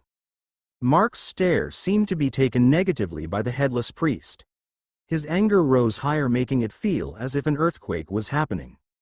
In the middle of that, its body started twitching. The priest fell on all fours as it lost the last of its rationality as a pervious human. Root-like tentacles sprouted from the priest's body, making holes on the frock he was wearing. Then, the priest's body started to bloat and grow as it twitched uncontrollably.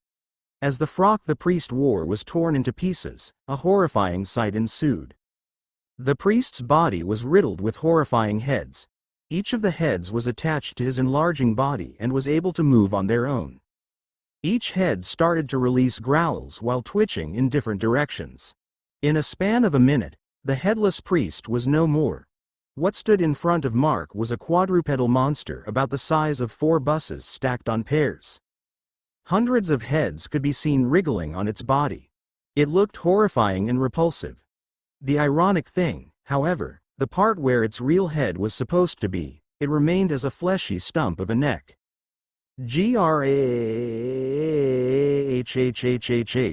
the monster shrieked. The high-pitched shriek with hundreds of voices mixed together was bad. Mark felt like his eardrums exploded. Day 67 to 9:20 p.m. Maryhill Retreat House, Ortigas Avenue Extension, Dolores, Tete, Rizal. The sun had already set hours ago. Since the apocalypse started, people would try to catch as much rest as possible. It was because they would need the energy from that sleep to survive the next day. Inside the retreat house, however, almost everyone was still awake. With the unknown danger looming around them, who would be able to sleep at all? Only a few managed to sleep despite the current situation. They were either the children of the soldiers and a few adults that desperately needed to rest. Especially the soldiers that fought the whole day almost without pause to reach this place.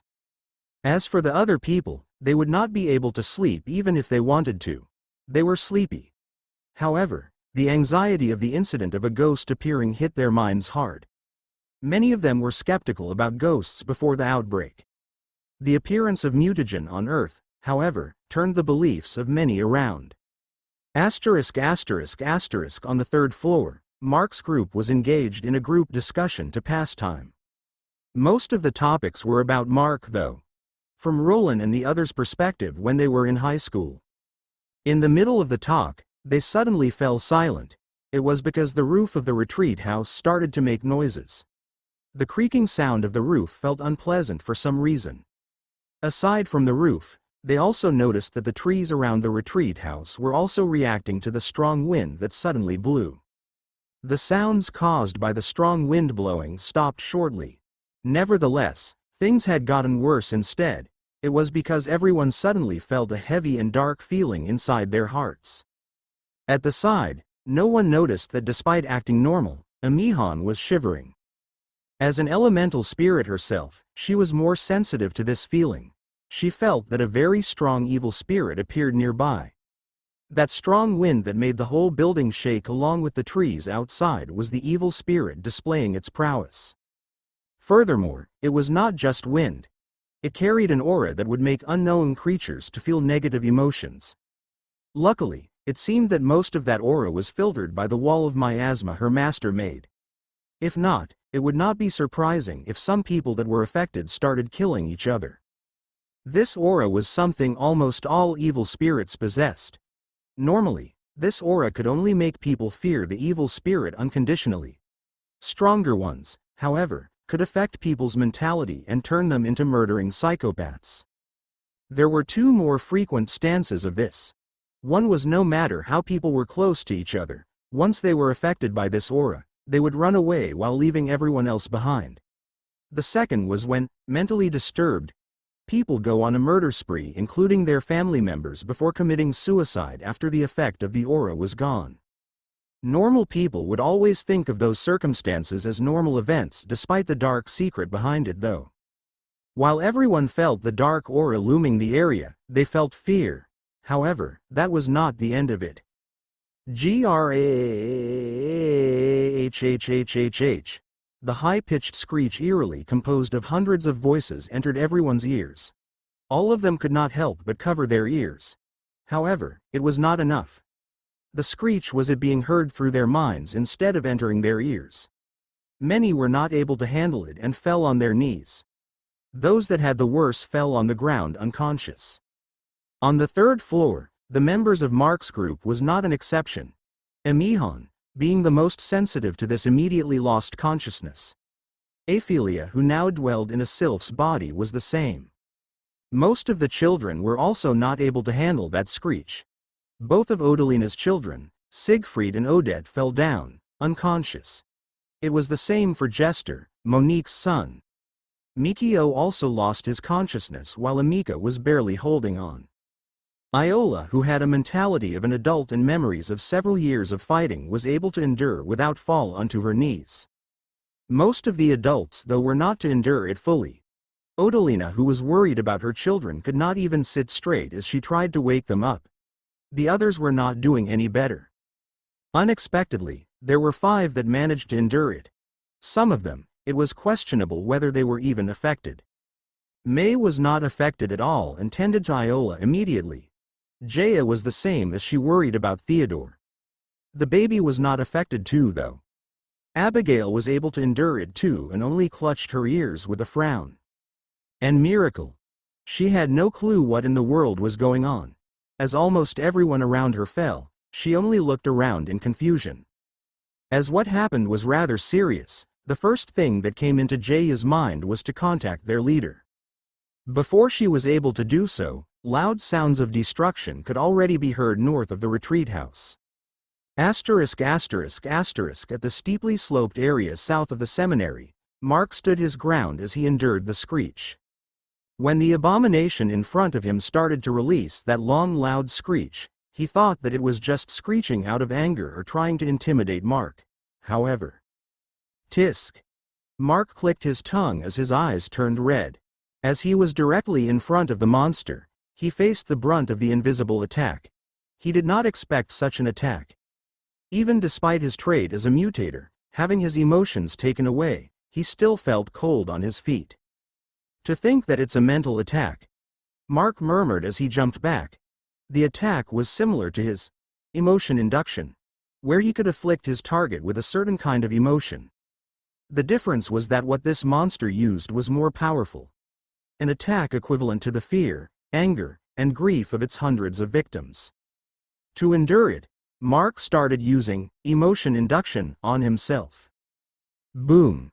In the midst of its deafening screams, the monster stomped the ground, causing quite a number of dead bodies in the heaps to splatter around disgustingly. That stomp, however, was the start of its attack. Since the aura it released did not make its target fall, it started on a full brunt attack. As the huge monster charged forwards Mark, he felt really uncomfortable. It was not because of the mental attack. The reason was something else. As a loner, he always felt that the stares of other people were rather uncomfortable. Now, hundreds of pairs of eyes were locked onto him. It felt disturbing in its own right. This monster was one of Mark's banes, at least, mentally.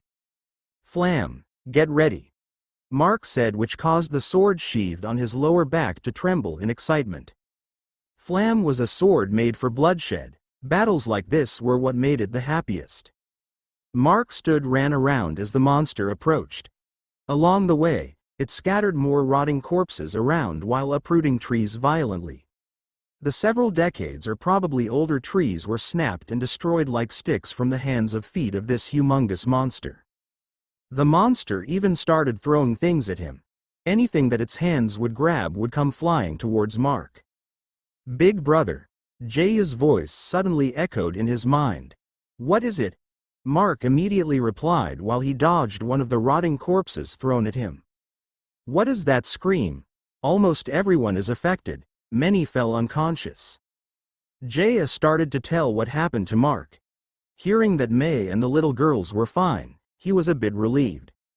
"You want to know what is happening, right?" Mark asked. "Of course.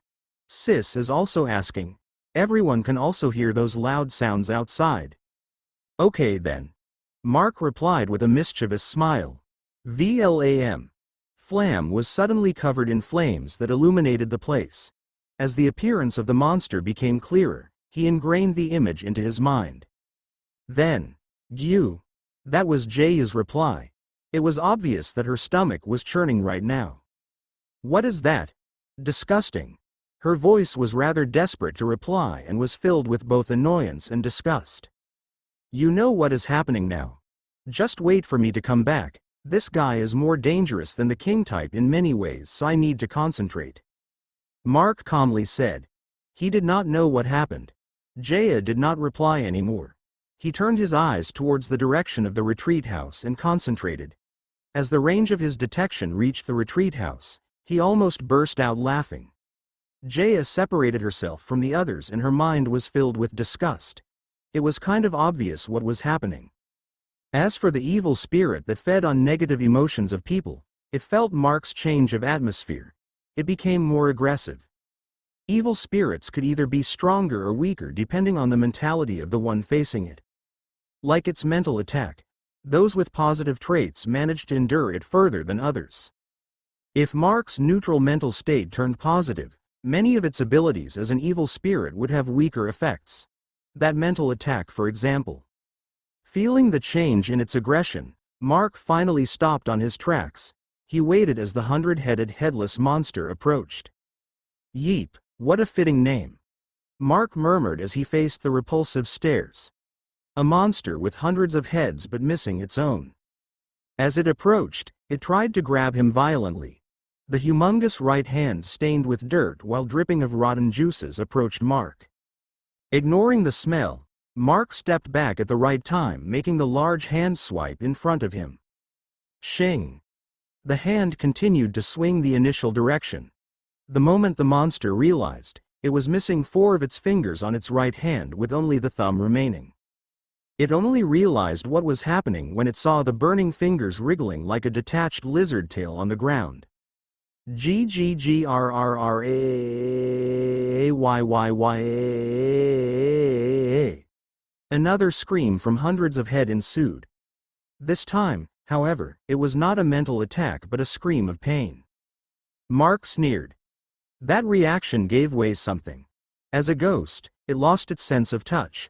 For might be more than 100 years it was wandering while searching for its head. It grew accustomed to not feeling anything. Unfortunately, it was different if it had a physical body. The pain that it was not used to anymore became one of its greatest weaknesses. Of course, with a gigantic body that it had, it would be hard to inflict enough damage that could make it truly feel pain. Even if you shot it with a gun, it might only feel like being pricked by a mosquito. Losing its hard-earned fingers was one thing though. Most creatures would surely feel pain in that. Unfortunately, its pain did not last too long. The monster stabbed its hand into one of the heaps of rotting corpses. Like the growing roots of a tree in fast-forward motion, its hand grew root-like things that enveloped some of the corpses. Then, its missing fingers were replaced with whole bodies of rotting corpses. Its right hand now had 4 rotting bodies as fingers and the necks of the bodies were attached to the stumps where the lost fingers were before. GUH. Mark felt even more disgusted with that scene. Especially when it tried to wiggle the fingers, causing the rotting guts to spill out of the rotting bodies. Still, he realized how troublesome it was. Not only that it had that repulsive stares and disgusting body, it even had the ability to use the corpses around to fix its body. He was fighting this monster on its home ground.